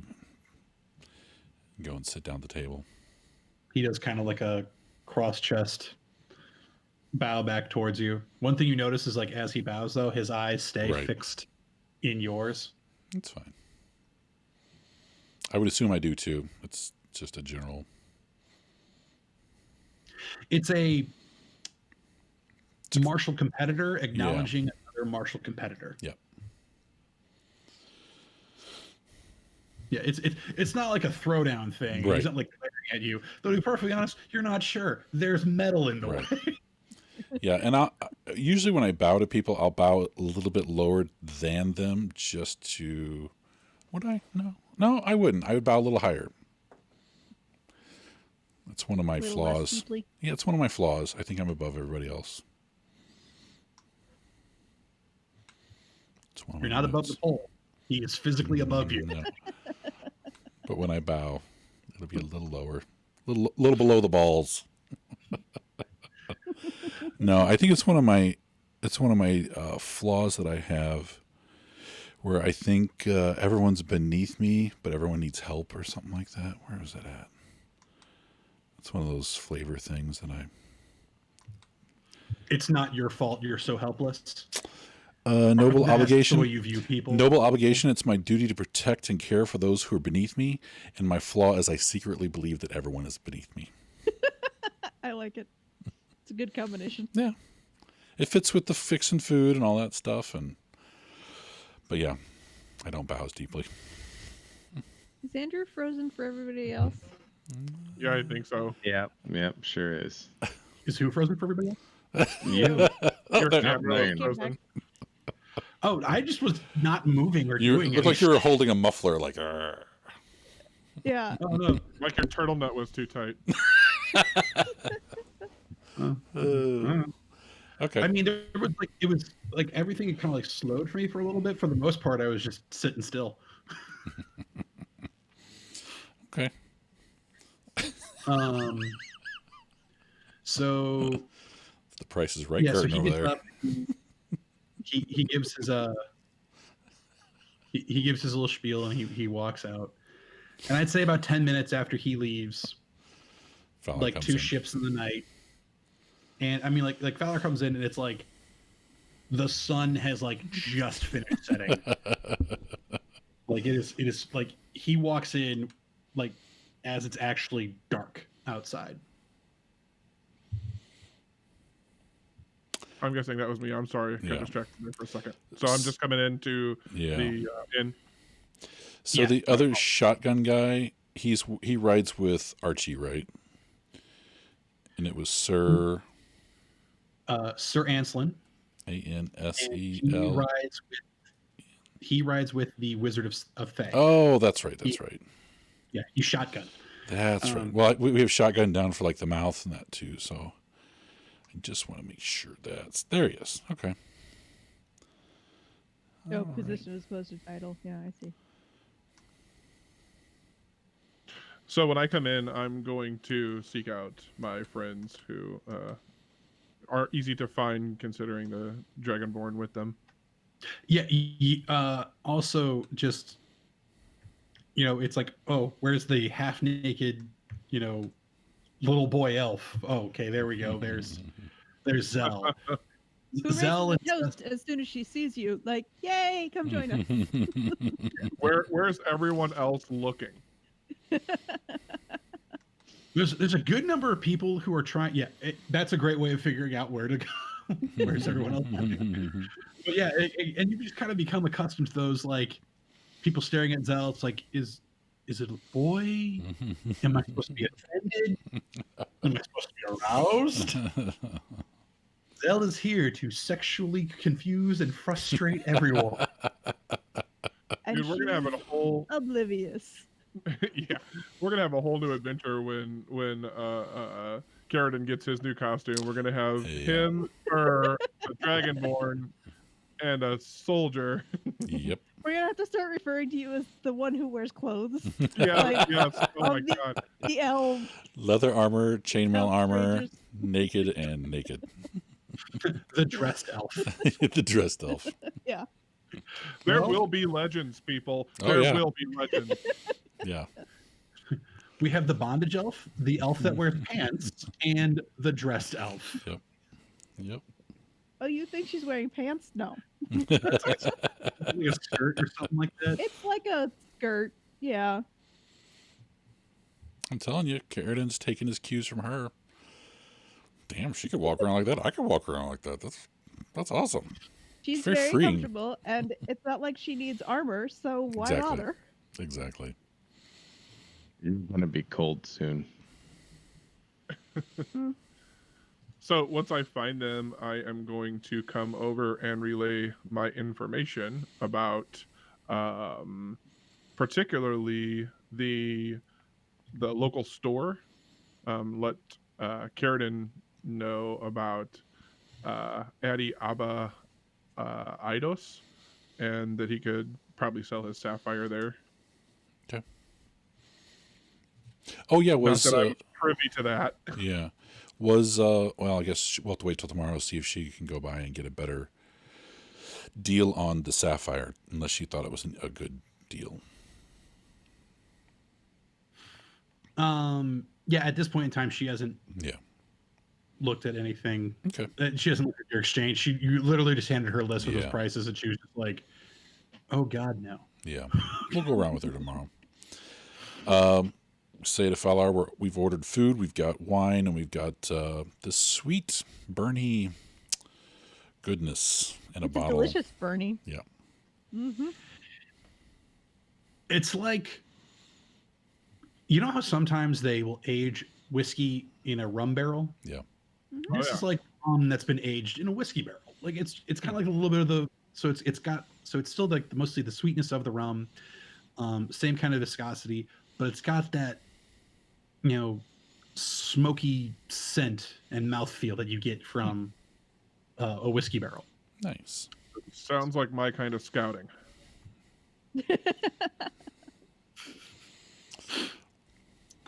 I don't know if that's a real thing, but I kind of want to make that. Yeah, I looked at the distillery laws in Missouri. Guess what I can do? 100 gallons a year or something. It is 25 gallons per adult Nice. in a household, up to 50.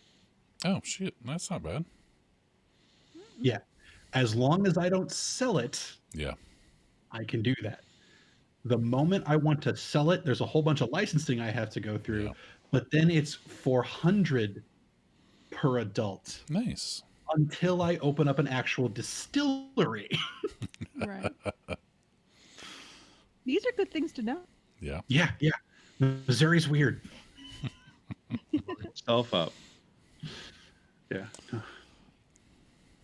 Anyways, Yeah, so I'm Um, also gonna ask Carradine if he's seen that surly fellow that rides shotgun on the Red Wizard's cart. I Ah. have a dragon game chess to play. He is staying in the fort and had to leave, but his name is Sir Anslin. And he said he would like to meet you back here tomorrow. I told him we would try to get you here at least a couple hours before sunset, because that's when they close the fort up. And I looked kind of confused for a second. I said, he's staying in the fort? They made the last minute Yeah, it decision. sounds like the asshole had a change of plans. Oh. Well, I've never met him. He just sounds like an asshole. Not The Tanner? not your friend. No, the Wizard of Fey. Oh, Just yeah. Assuming Yeah. that he's an asshole. Yeah. well, he definitely doesn't like to be. He doesn't like to talk with any of the other people around. Mm-hmm. He seemed more chatty than normal when we just met him. He talked to me while he was drinking his water. Yeah, he'd already eaten.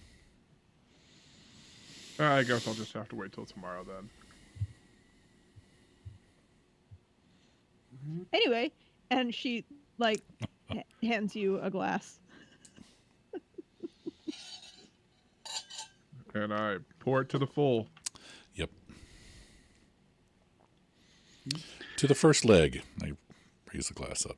I say, cheers. Clink. Mash a fatty bone on everybody's glasses. And as my cheers. yeah, shortly while you guys are having this discussion, that's when the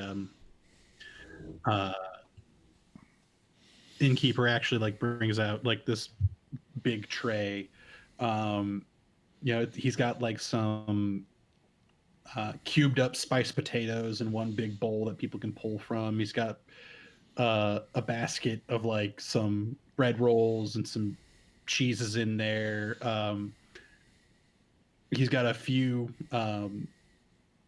He's got like a big salted grilled fish that people can pull from, and then just he sits down right in front of Cespedes, and it is like the full leg of a pig, like hoof and everything. Nice. Like you guys ordered 4 times bottle service. He needs to make up.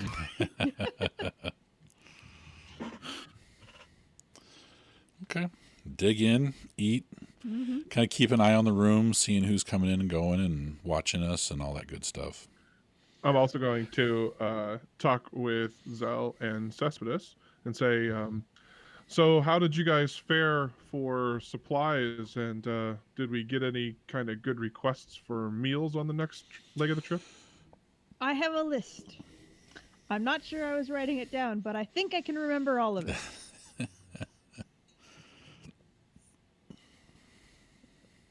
Was able to get us the best deal on the cart to get it fixed, and drop the horses off inside the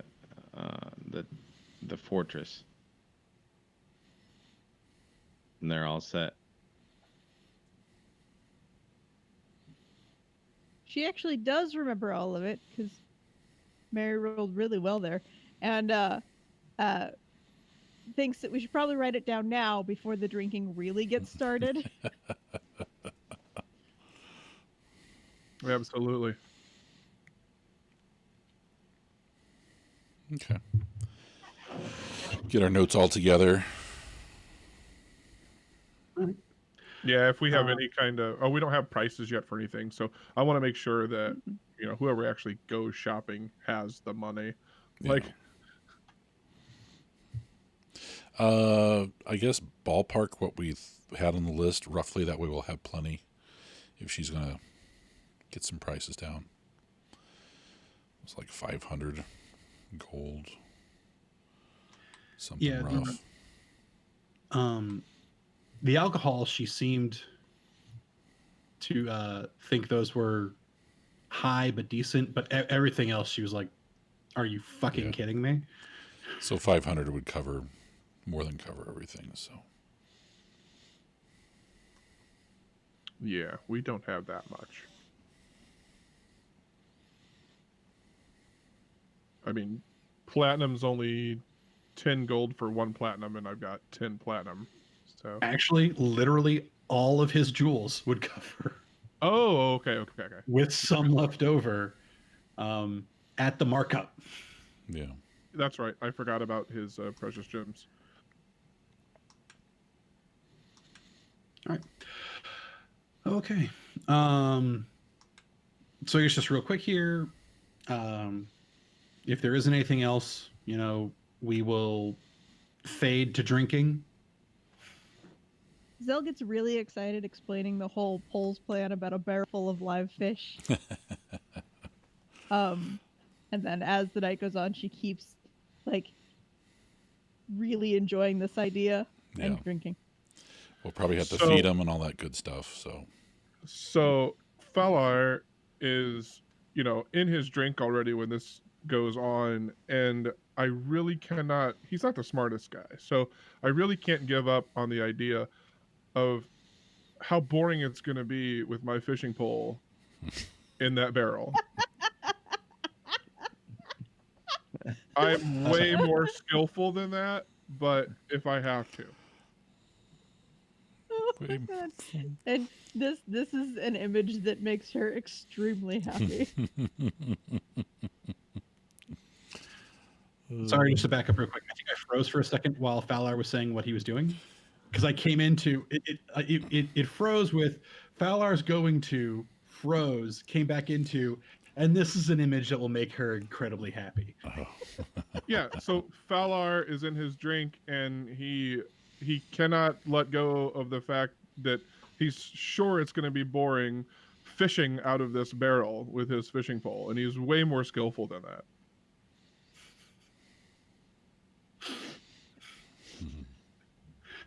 He's not the brightest soldier. He doesn't get this. The takeaway from this is that everybody's excited about the fish in the barrel.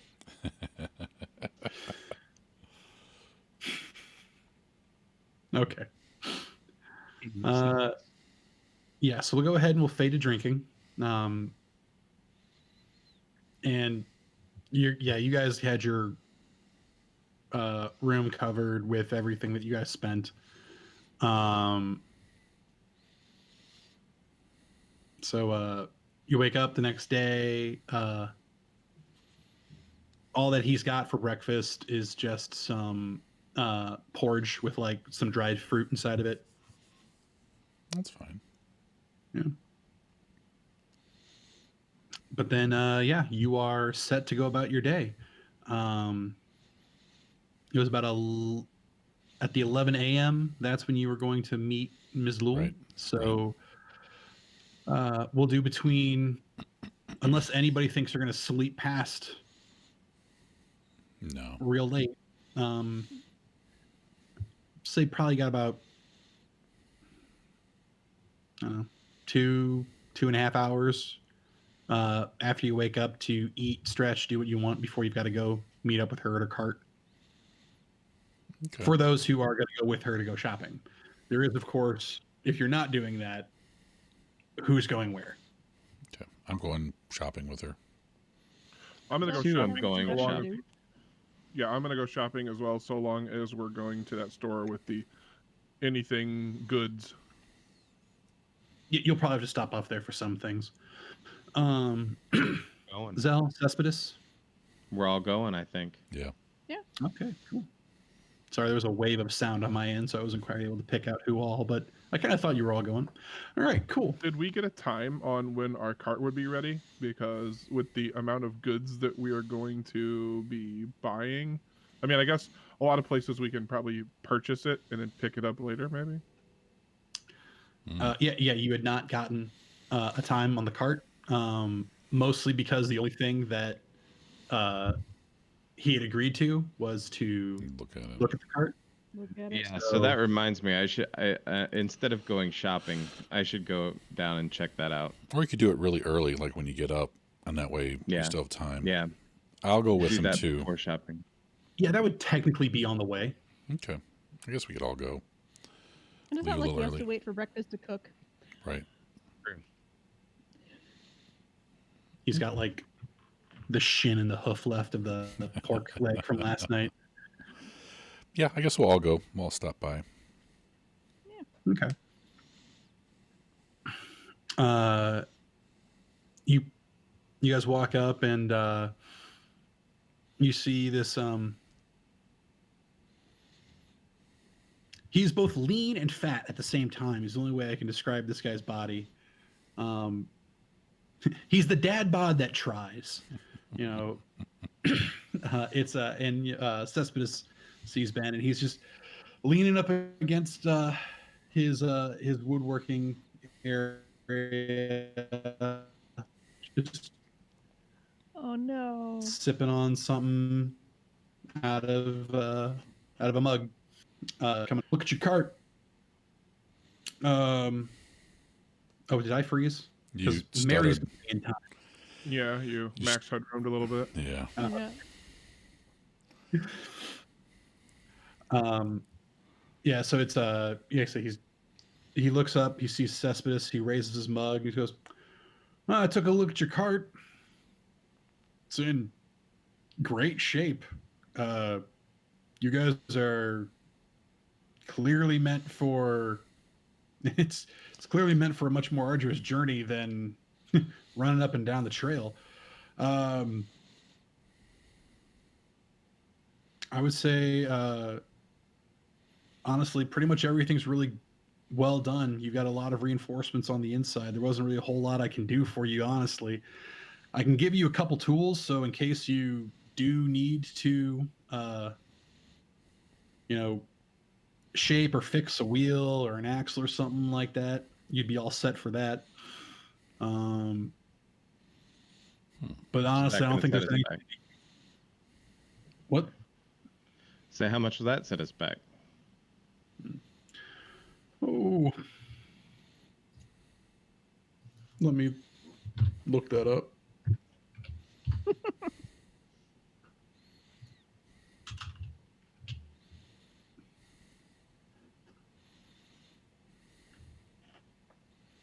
Really? I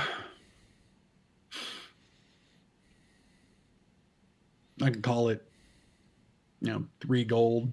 I'll give you hammer, nails, traveling saw, some pre-cut wooden pegs. You should be able to handle anything that's not too major. Though to be perfectly honest, anything that would be major that'd be able to take this thing down, you guys didn't make it. No. Bill pulls 2 gold out of her pocket and goes, how about this? He was like, sure. Was there anything else we wanted to do to this cart? Modify it or anything? Since there's nothing else you can really do. Do you have a good description of what we had done? I know that we had like you said, reinforced it. Yeah. It's pretty much a battle wagon, isn't it? Yeah. We had, didn't we put a trapdoor in the bottom so that there could be Yes. escape from the inside? Yep. Yeah. And I think we added some straps across the top so you could have some purchase while standing on it. Yeah. So general description is, and this is why you guys need. This is one of the things I had looked up. This is why you guys need 4 horses to pull it. It is like a little over 10 feet wide, and like 15 feet long. Like it is like a room. Right. And this is because you guys had wanted it large enough to, if you wanted to, like full on have you all lay down inside of it Right. comfortably. There's benches running along the inside, plenty of places for storage. There is a door that opens up, so if you want to, you can get up to the Roof. roof, up to the front of the cart. There's a door on the bottom so you can get out. All the corners and the where anything that would where a corner would meet, that's all been reinforced with metal. Um, it's like you guys started with a wagon, and then you specifically told the town of Greenhist, who owed you, Right. we want a reinforced battle wagon. Is it water? Did we figure out if it was waterproof with all the rain and everything? I guess get it touched up if it needs to be. It's not tarred. submergible. No, but yeah, it keeps the rain and everything like that out. okay. Everything on the inside is dry. So from this point, the next thing that we could do if we wanted to was potentially like arm it, like put like heavy crossbow mounts on the top or something, maybe stuff like that, possibly. Yeah, if you wanted to go full on from battle wagon to siege wagon, yes, you could do that. Okay. I just didn't know if there was anything that was hanging out there that we wanted to get done and maybe didn't because of time. But yeah, if it's good to go, then that's fine too. So Yeah, this is one of the things I did really, make sure to look up.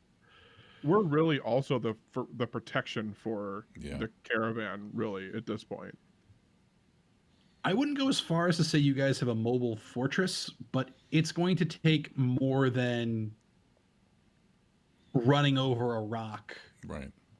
to mess this wagon up. Like, it's going to have to be deliberate, sustained attacks. Right.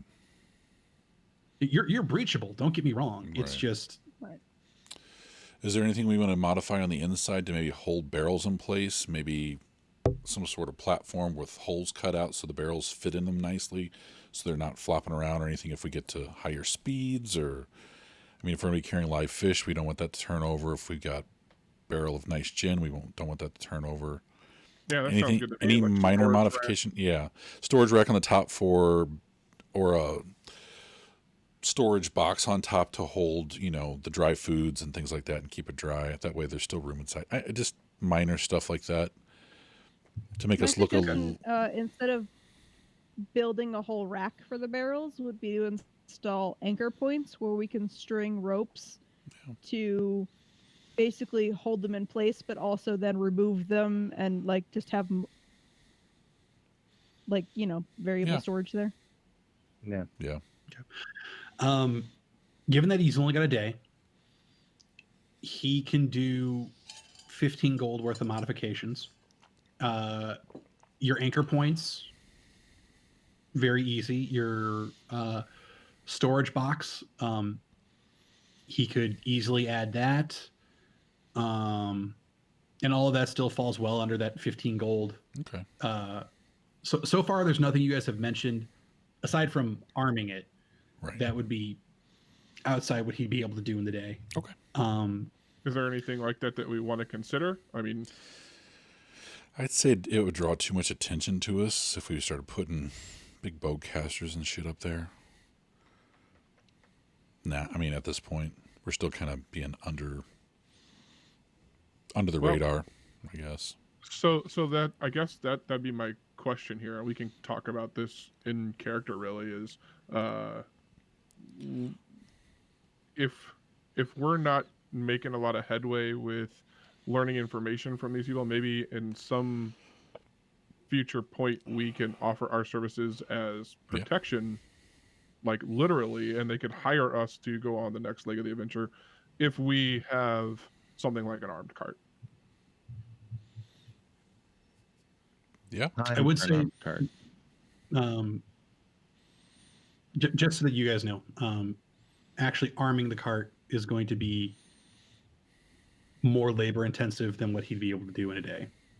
Okay. Because I'd imagine maybe you casually bring it up. He's like, to do it and to do it right, you'd need to hang out here for a little while.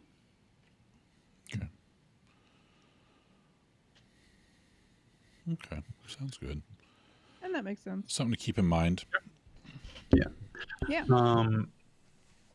But yeah, I would say some of the things that he's able to do and suggest when you start talking about improvements. He notes that you guys have benches in there. He could turn those into flip up storage compartments. Okay. That would still run those, the anchor points, the storage box up top. He knows where he can get you guys some cushions that you could put inside there, which would make it a little bit more comfortable. Sure. How about a secret compartment? Anything that or you could like store stuff that would be quite difficult to find. Is there enough time for something like that? He can make the benches look like they're just benches. Like he can make it look like they don't flip up. That way, in case we do get raided and someone gets in this thing, we don't lose everything. Maybe, I don't know. Yeah. Sounds good. Yeah, he can do that, and he'll install a kind of like a hidden lock, and then he'll give you guys the key. And he between making those compartments hidden, the overhead thing, the cushions, and the anchor points for the barrels / heavy goods. Yeah, that would take up your 15 gold, and he could easily get that done by this evening. Okay. Okay. You're also like giving him a week worth of wages, so he's very much like, yeah, I will get this done. Okay. Sounds good. I guess we'll head off to find the half elf or the elf merchant. She is elf. She is elven. All right. Yeah, and that didn't take. Even you guys had gotten there early enough between the snowballing and him drawing up some quick plans for you guys to look at. Okay. You're still able to make your date on time.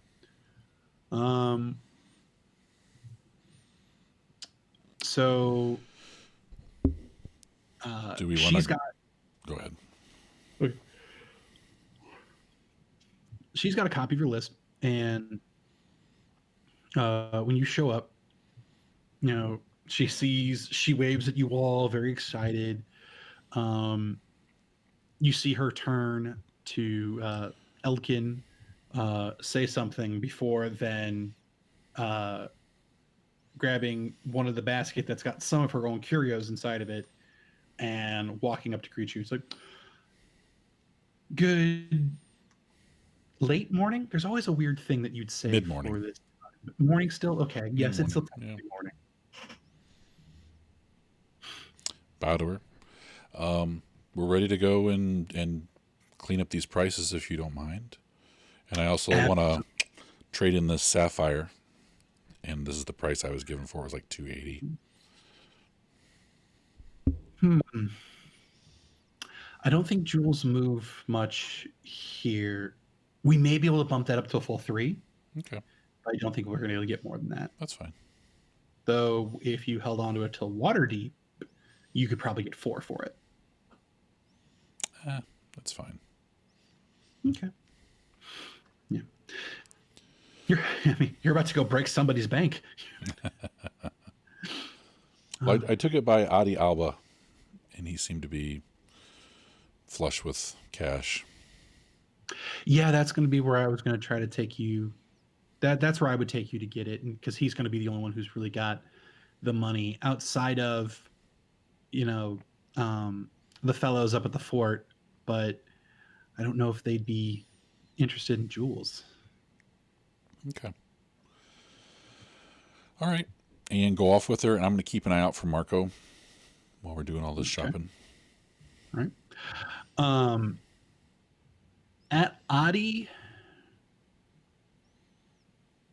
he's where you are able to get everything that you guys wanted in a barrel. Okay. He's able to get you all of that. The better cooking implements, he's able to get you that too. And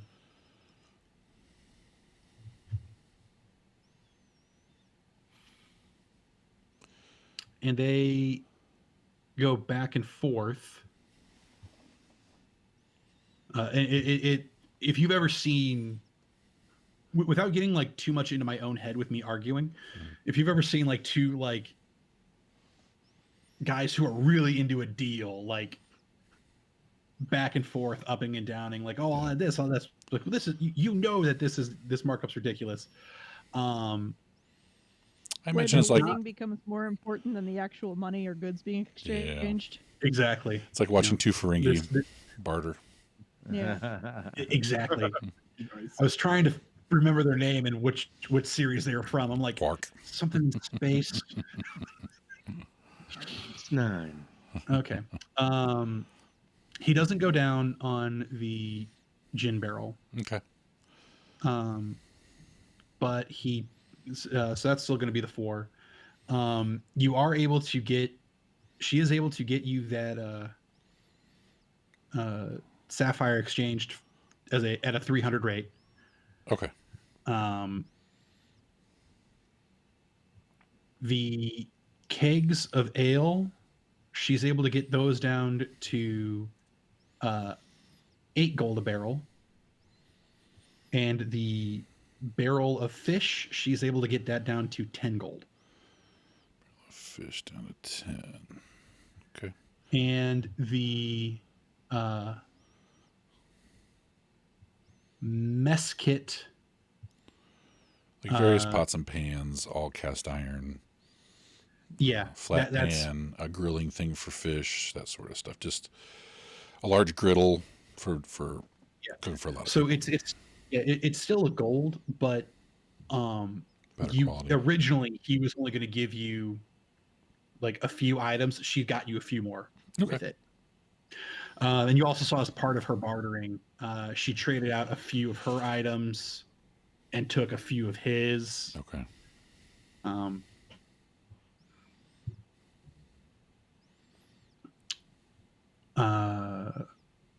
But yeah, so she then goes for the for all of the vegetables, for everything but the livestock and spices. Okay. She knows of like basically a vegetable wholesaler that you guys may not have gone by when you first came here. Okay. Who can get you, far better prices. Okay. And you do that, and so I'm just gonna tack these down here real quick, which is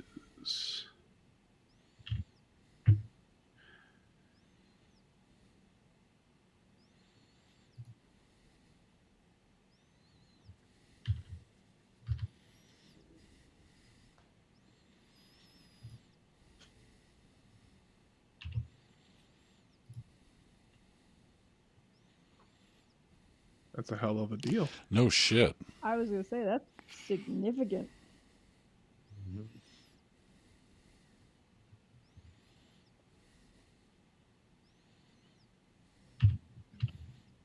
On salted pork. I know, it's like the price is right.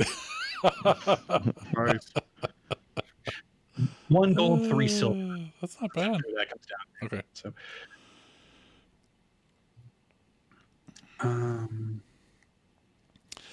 if there's scrolls, like a scroll of a popular food from like the north, that's what I was looking for, or just a general cooking book, like the basics. Yeah. Not here at the wholesaler, Right. but she's taking you around. Okay. So where you can go. And she says the next closest place is actually going to be a place where you can get livestock. Okay. And when they get there, because before it was like some dude who just had like some chickens running around, and he was like, yeah, sure, why not, here's how much I'll charge you for them. Where this one, it's like, okay, here are like actual, like, this is technically outside the city limits, if you will. Okay. And there is actual like livestock here. You see a few sheep, Okay. several chickens. There is a cow. Just Okay. one cow. It's well fed, but there is in fact a cow. There's a few pigs. So sticking with the chickens. And so that's one of the things she asked. It's like, so I know you guys were looking at livestock. Did you just want to stick with the chickens, or were you only able to find chickens? We'll be leaving soon, so we don't want to have a crazy transport problem with like a cow that would slow us down, or pigs, or anything like that. We don't have a whole lot of room to store them inside our cart. Okay. So yeah, then sticking with the chickens, sticking with 12 of them. Figure a cage of them put up on the roof should be good enough. Yeah. Tarp them or whatever. Yeah. She then says for the spices, you're gonna have to go back further into town for that. Okay.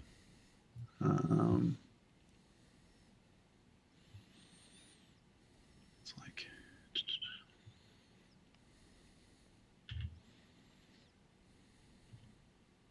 And we're with Miss Lewell, right? Right. yeah.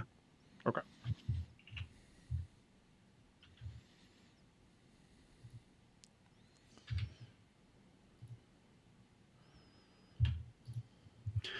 So she gets you like it's 8 different spices in various small packs. Like, it's like one is like salt and like regular pepper, but there's also like some onion powder and saffron and various other spices. And she gets you like 8 little small ones. And instead of the 5 gold that you were going to get charged, now it's only 3. Okay. Nice. And then the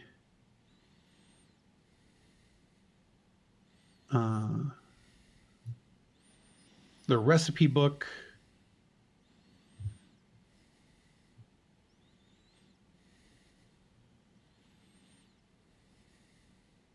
just appears to be the one, and they are not budging on the price. That's fine.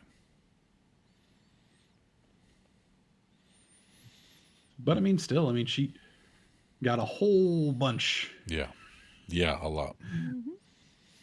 Okay, so that's not bad. Let's see.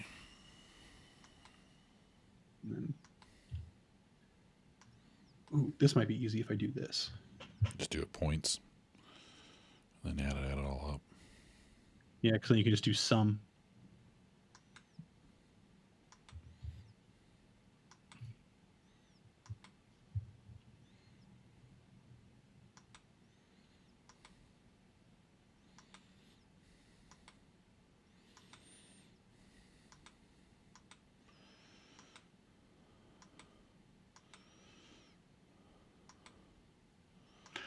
Yeah, so because before we were looking at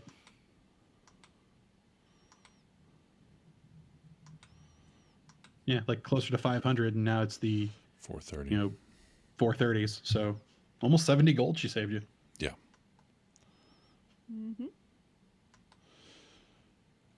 Probably closer to 50, but still. Yeah. 50 gold is 50 gold. And divided by 4, that's 108.5 for each. Well, do we want to have more than like one order of any of this stuff?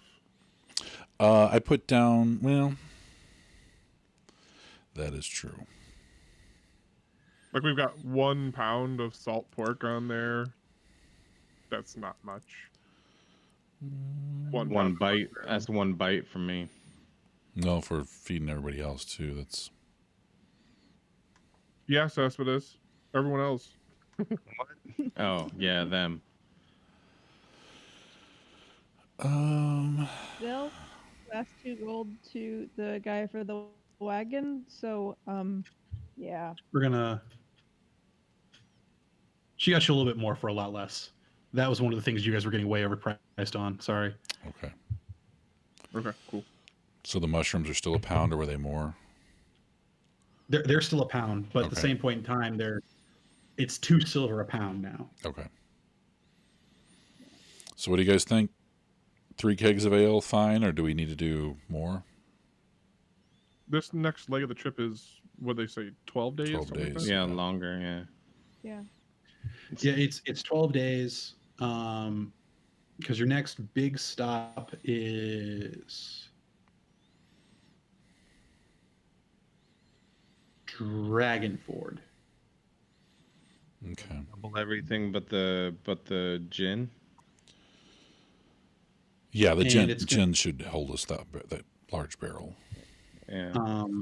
One big marker that you guys will see on day 5 is Dragonspear Castle. It's a known rundown castle. There's all kinds of ghost stories about it. You guys won't actually be staying there, but it is the next big marker. Other than that, yeah, it's 12 days up to Dragon's Ford, which is an actual city, unlike the bridge. Okay. No, I should say it's an actual town, unlike the bridge. Actual city, which would be Waterdeep, which is like 3 days travel from Dragon's Ford. So,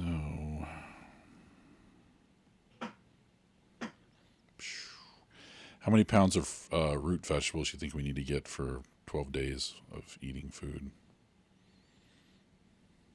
Making stews and things like that. Well, I'd probably say a pound a day would be my guess. Because we won't eat them every day, but when we do, we'll eat more than 1 pound if we're feeding a bunch of people. Yeah. I was about to say, I eat potatoes almost every day. And a 5-pound bag lasts Kaylee and I about 2 weeks. Okay.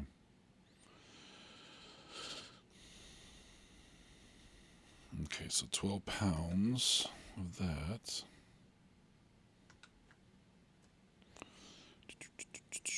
Jumps that up to 9.6.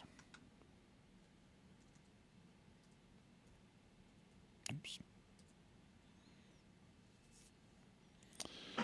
Chickens, 12 chickens. Do we want to get 24 so there's at least 2 a day you're eating?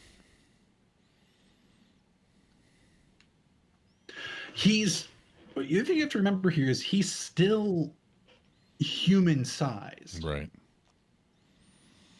Your average human, like if you eat a full chicken, yeah, that's a good day's thing. That's a good meal. I mean, that's almost a full day's of eating. Maybe you'd throw in like, I don't know, a baked potato.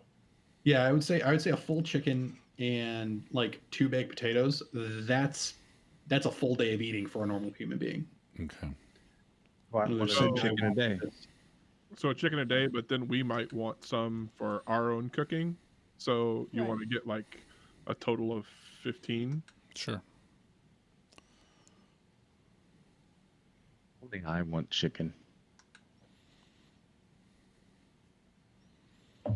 Actually, just to make the math easier, why don't we just do Double 18 and add 1 more gold? If we want to be this meticulous about it. Why don't we just double it? Yeah, it's not that much. Okay. Okay. 10 pounds of mushrooms, grain, the 40-pound bags seem like that's going to be enough to last us the 12 days. Mixing it in with stuff. That's a lot. Oh, yeah.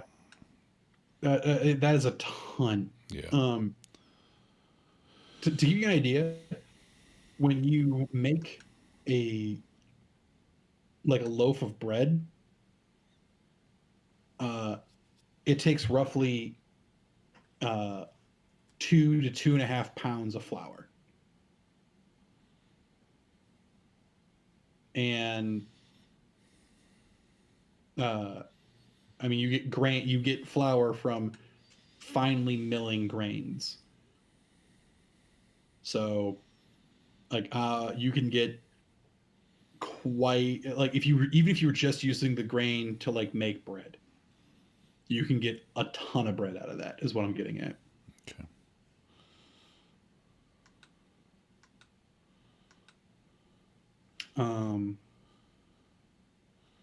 Ooh, that's one of the things that I'm really looking forward to. I've got a we have a dehydrator now, so I can take my spent grains from brewing beer.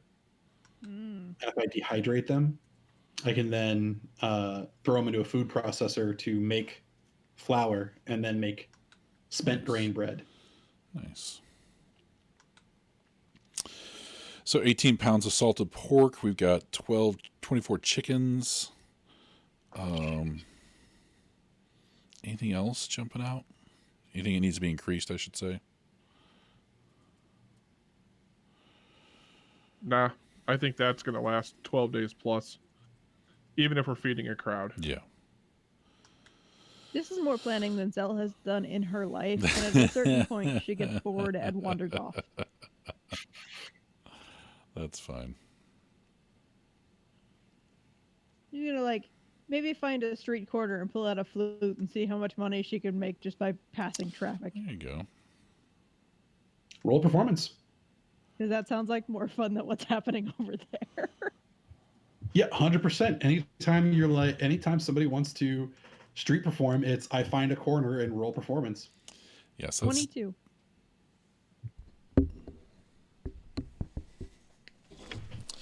She rolled a 19. So that's 115 gold apiece. Not bad.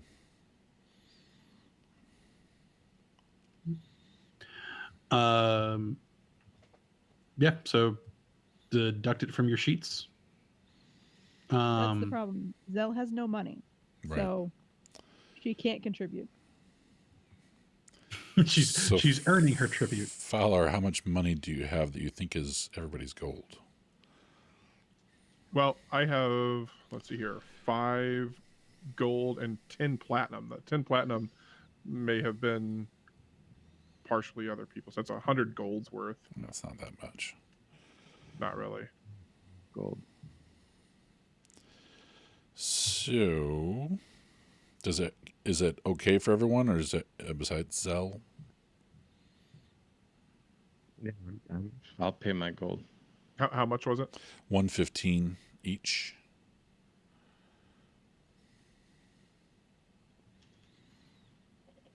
$115 gold each. Yeah, Yeah, that would wipe me out. that's gonna wipe me out. That's fine. It's gonna wipe me out if I cover Zell. So 110. So times 2, 230. Yeah, puts me down to 40. Not terrible. Real quick, so Zell, you got bored. You wandered over to a street corner. You said you got a 22. 22. Okay. Roll a d4.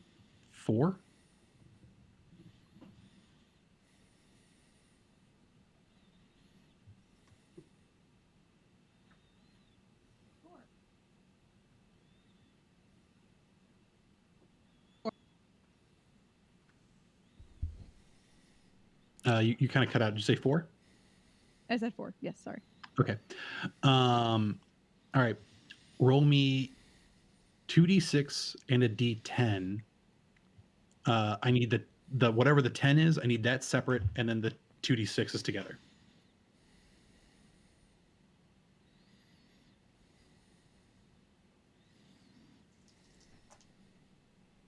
Holy shit. The 2d6 is 11 and the 10 is 10. Okay. You made 11 silver and 10 gold. Okay then. That went better than expected. And you're like, oh, there are people here, and you put down like a little tin cup, and then it's full, and you have to like very casually like pick it up, dump it in your pocket, put it back down, and because for the amount of time it's taking them to like do all this math and a little bit of debate and run over here and there and get all the money changed out, you're probably playing for like 2 hours, just having fun, and you draw a crowd, and you just keep doing your jig while you play your flute, and yeah, you now have money. Well, that went better than expected. Yes, it did. Much And like Fowler's also- history check, that went way better than expected. Right? And also, she's not bored anymore, so everybody's happy.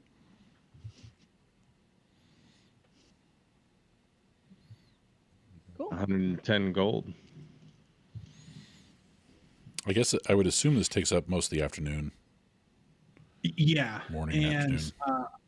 And I kind of view it as like, Zell was with you guys to go do all of like the look at stuff, and then when it kind of started getting down to the real numbers, Zell was into it, and then wasn't.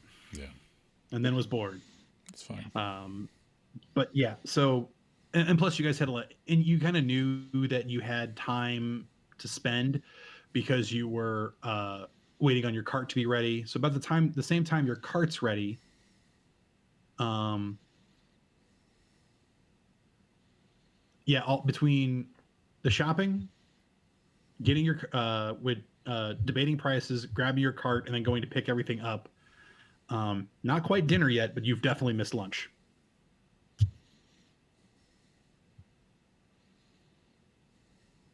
Call it like 4 p.m. You guys started at 11. Yeah, 6 hours. So, Karen, did you end up selling your jewel? Yeah. Yep.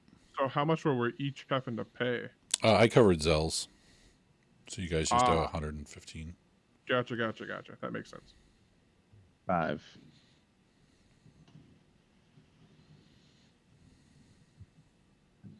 All right. So, what would you guys like to do for your last stretch of the day? In Boareskyr Bridge, you still don't have a time, like a rollout time.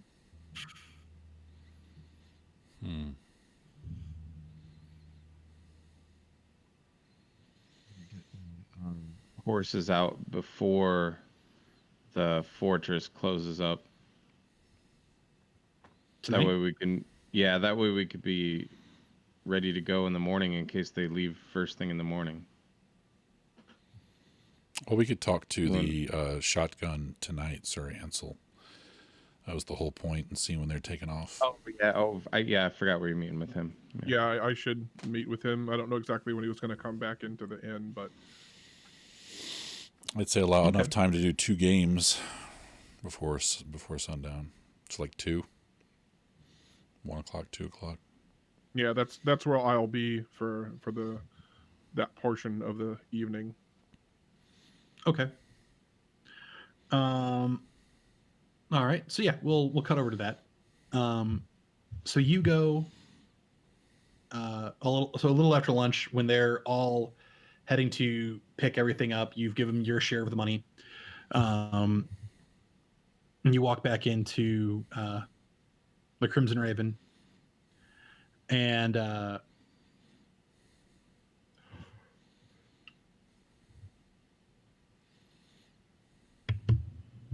sorry, they've been having me get up really early this week, so I'm a little tired.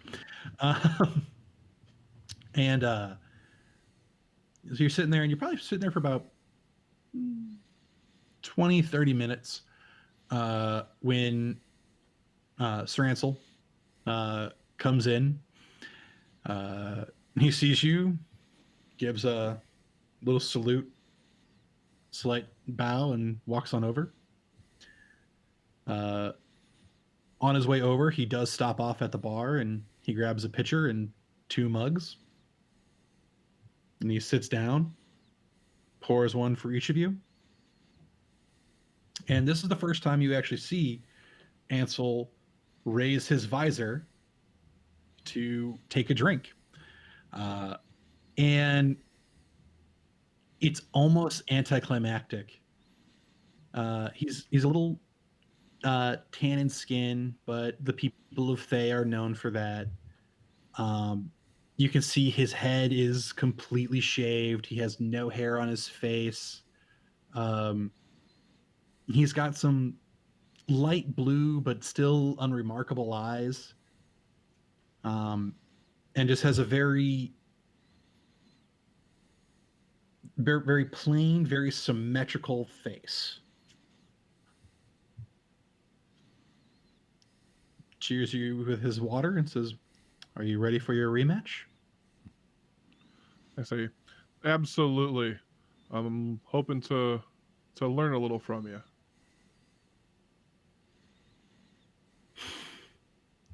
He goes, "We learn our most in our defeats."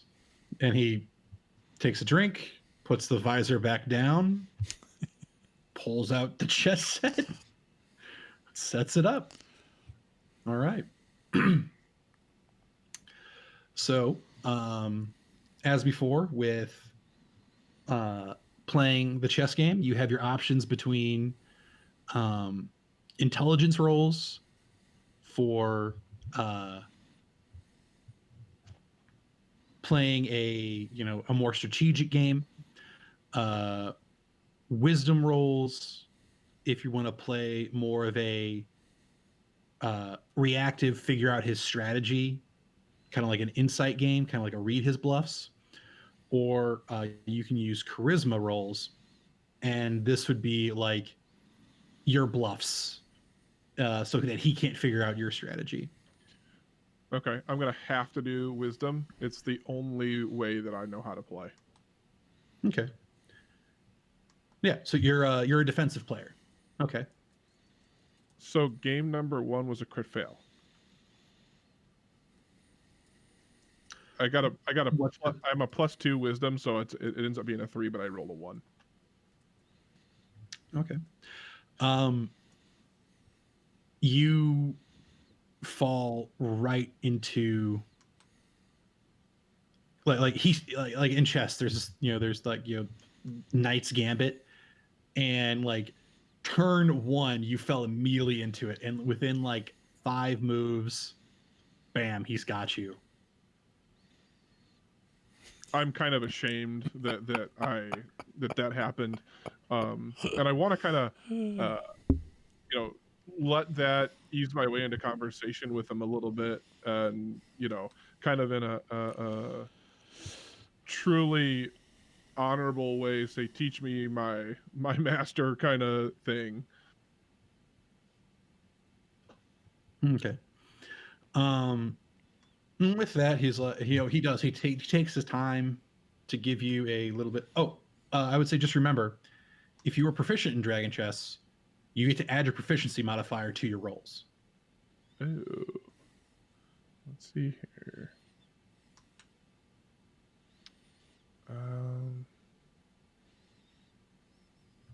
So let me pull. Yeah, so under tool set, where it says Dragon Chess. Yeah, I do have a Dragon Chess set, but does that count as a proficiency? If it's something you got from your background, I count those as proficiencies. I think it's technically up to the DM's discretion, but it's like, why would you have this if you didn't know how to use it? Okay, I'll remember that for next time. At the very least, on some level, like what all the pieces do, and you maybe okay. Yeah, so I think it gives you an effective like a 5 on your roll or something like that. Yeah. Yeah, which still, again, you fall right into it. He's like, oh.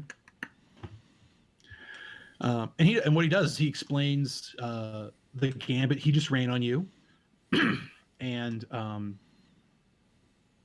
how you can defend against it.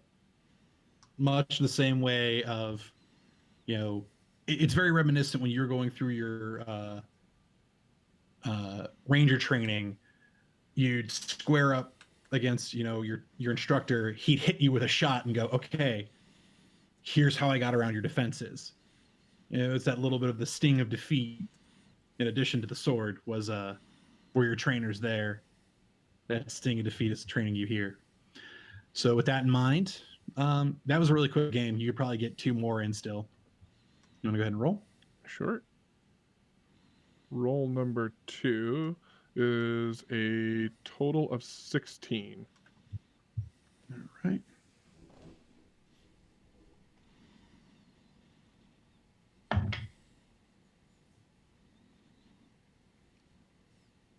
Okay.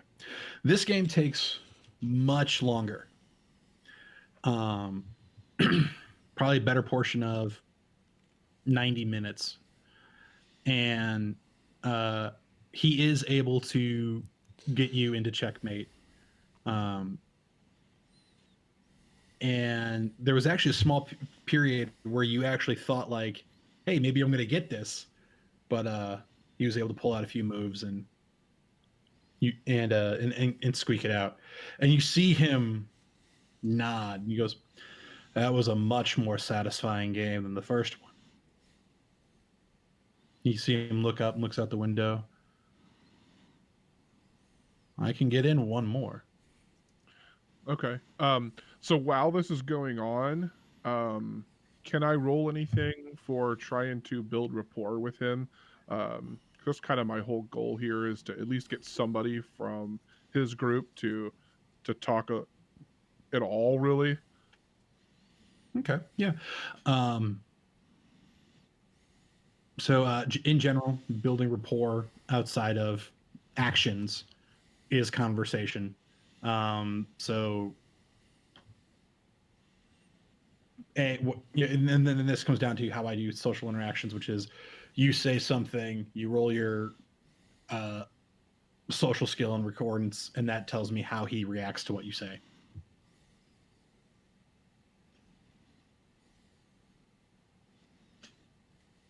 Okay, so I'm going to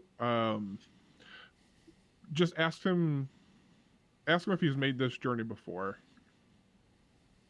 This next leg of the journey. Okay, Kind of tell him that I've never done this next leg before, and I'm curious about some of the hazards that we might encounter. You know, just general kind of chit chat, something that he'd probably be willing to share.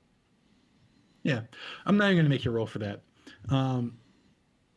He lets you know that he has traveled up and down the Sword Coast before.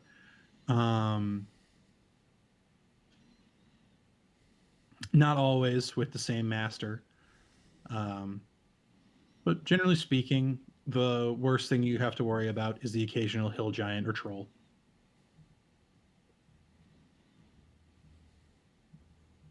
I gotcha. And that kind of, since he mentioned that he's worked for other masters, that, you know, leads me down a path of, you know, his group being basically mercenaries. So I'm going to ask about that a little bit, if he'll share any information.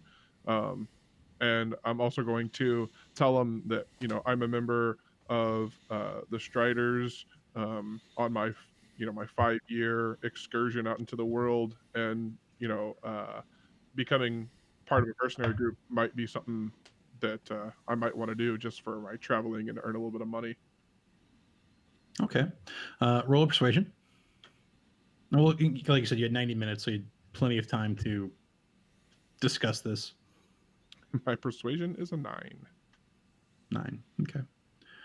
He goes, it's hard playing a dumbass. Yeah.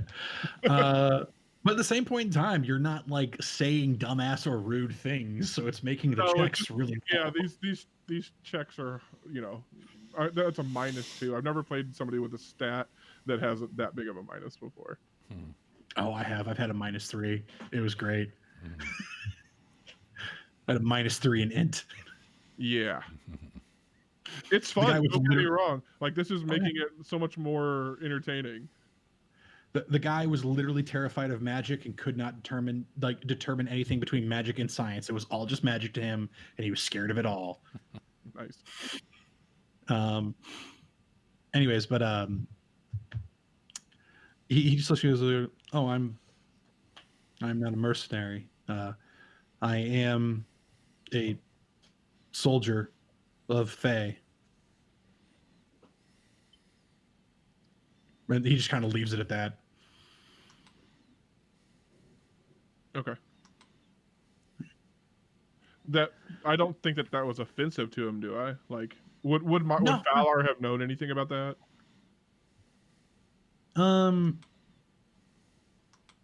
You probably had already suspected, but then when you picked up, like kind of like how you explained it, where like you picked up on like he had said master, like, oh, other masters, are you a mercenary? And he doesn't say it offensive, he says it distracted, as he's clearly focusing more on the game than you talking. But at the same point in time, he responded. It was, like I said, it wasn't the like, maybe it came out harsher because my throat's getting dry. But it was just very much like, oh no, I'm a soldier of Thay. I'm not a mercenary.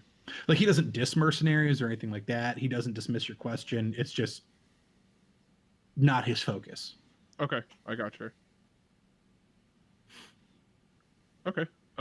So that's actually a little bit better for Valar to hear, as he is also a soldier, and I, again, trying to build rapport, tell him a little bit about the Striders, the elite group of rangers that I'm a part of. I don't know if he's.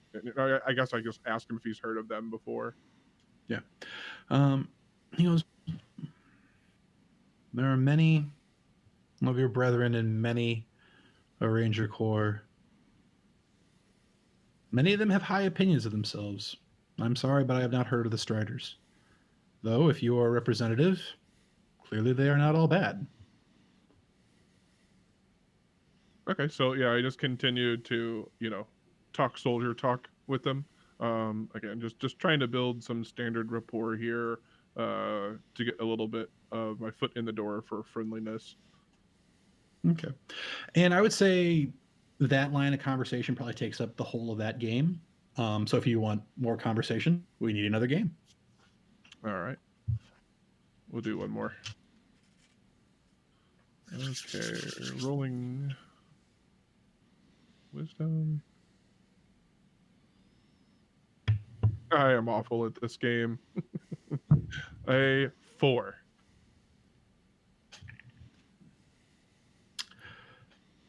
So, Did you roll a 1?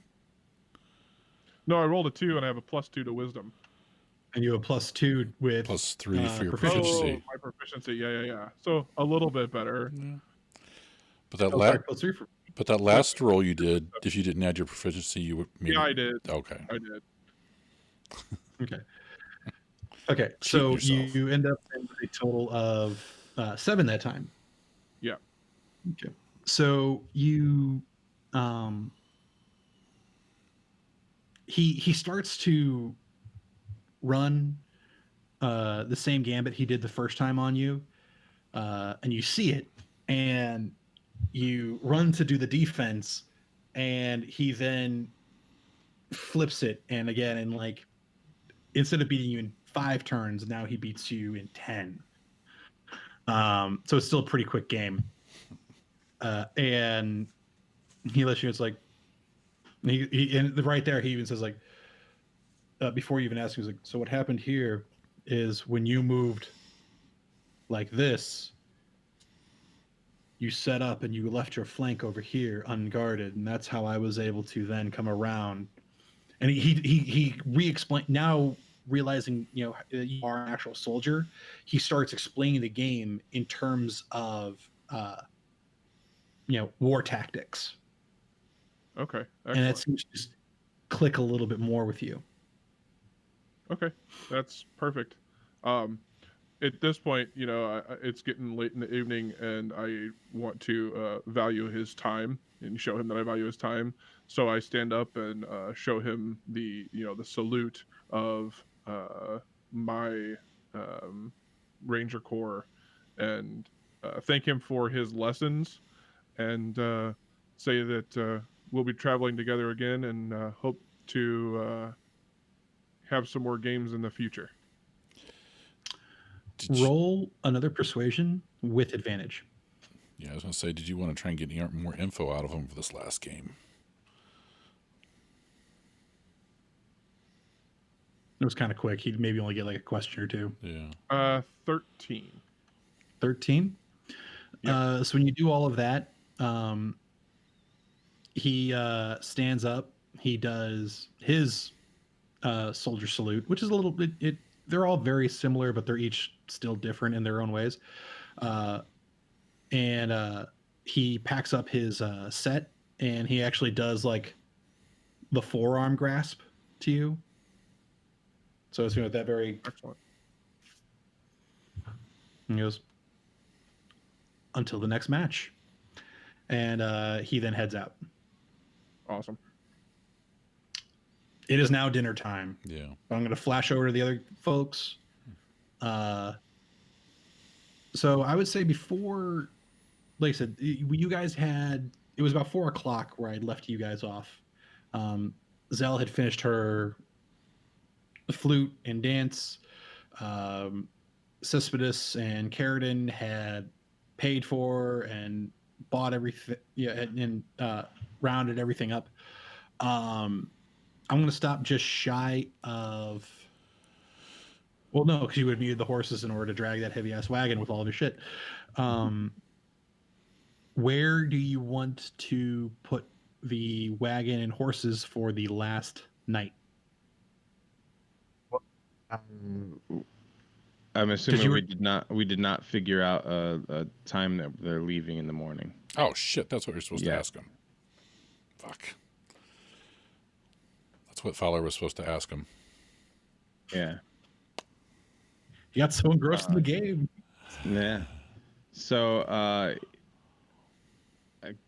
I guess just near the bridge where they're going to be taken off from. Okay. Or on the other side of the bridge. So Um, they can't pass us without us knowing. well, if you guys stay at the inn is literally there's like a small.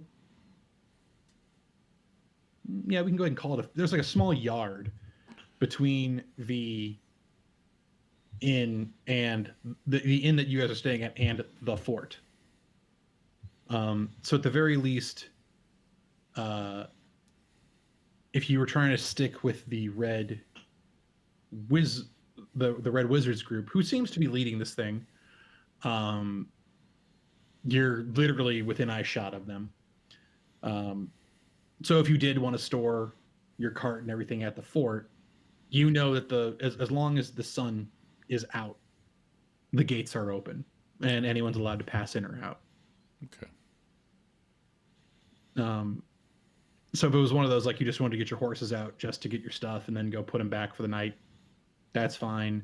Of course, though, if you did want to cross to the other side of the bridge and just sleep in your cart for the evening, so that you're just there waiting for everybody, you are absolutely welcome to do that.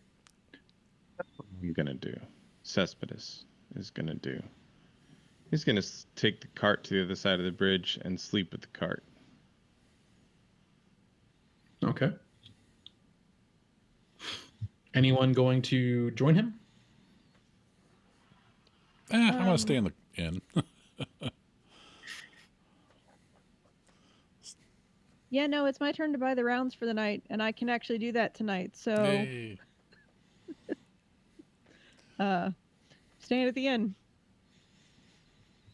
All right. We can get up early though. I mean, we can get up at like 4 or finish meditation Right, at we like only 4 in the need morning. 4 hours of rest. Head so out. it's- Look Yeah, for him. Yeah, go meet him at the wagon and.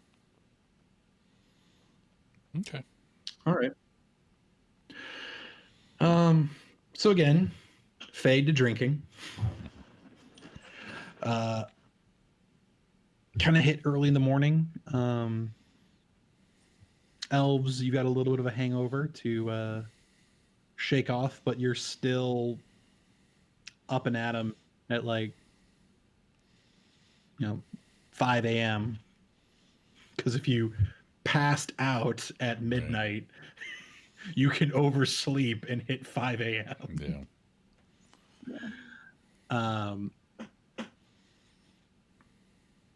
And it's still even then it still puts you an hour or two before dawn. Okay.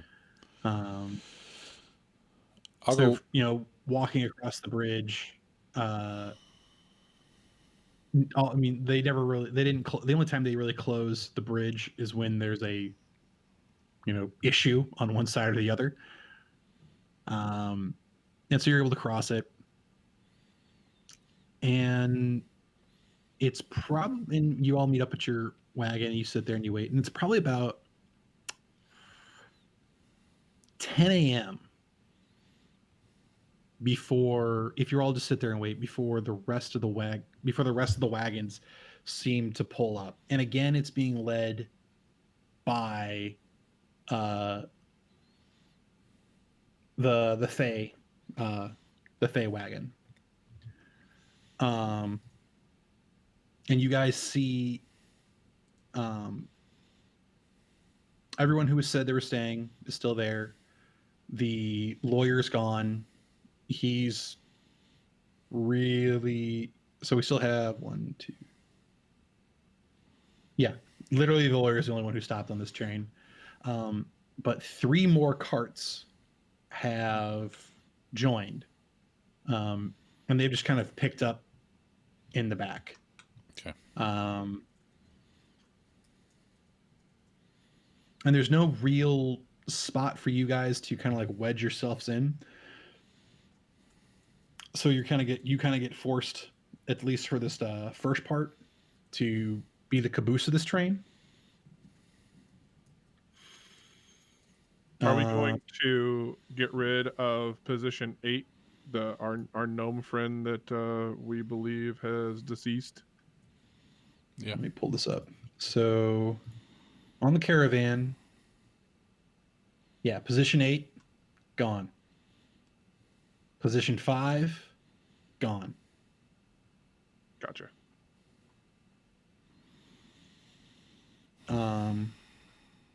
And right now you guys are in the back, but obviously there can be a change up in order once you guys get down to more of a rhythm. Okay. Kirk, I just put him down below in case we want his information later. Okay. And I'll put him on, I'll put his location instead of position. Okay, so we'll just change the positions of the other guys to... Oops.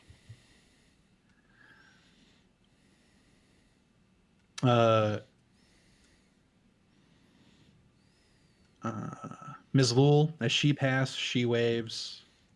Archnie tips his pipe to you as he's just kind of sitting and smoking while one of his other guys drives. The pole is more focused on the road. Marco is able to like eagle eye pick out Carradine, just spits at him.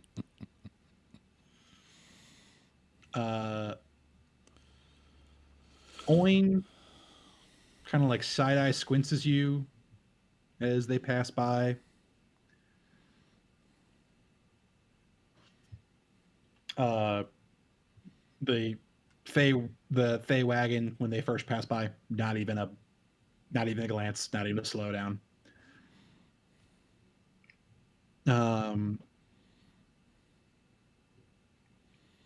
There is another carriage that comes by. You see a halfling kind of sitting up on top of the carriage, a little switch, driving. It's being pulled by 2 horses. And you see another halfling holding on to the back, just kind of riding back there. You're not able to see inside the carriage. Okay.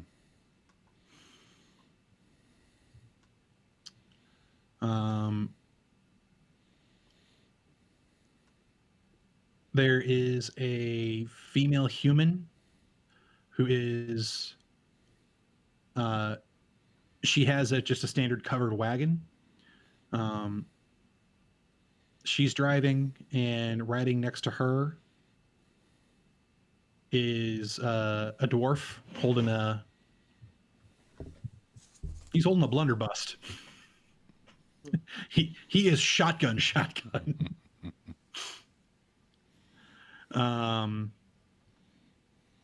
And there are There's a human and another dwarf walking alongside, and a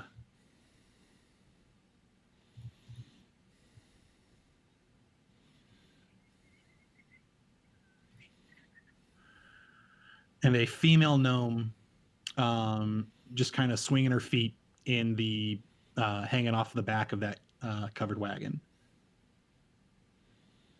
And then lastly, and these are the guys you pull up behind. It's another tarp.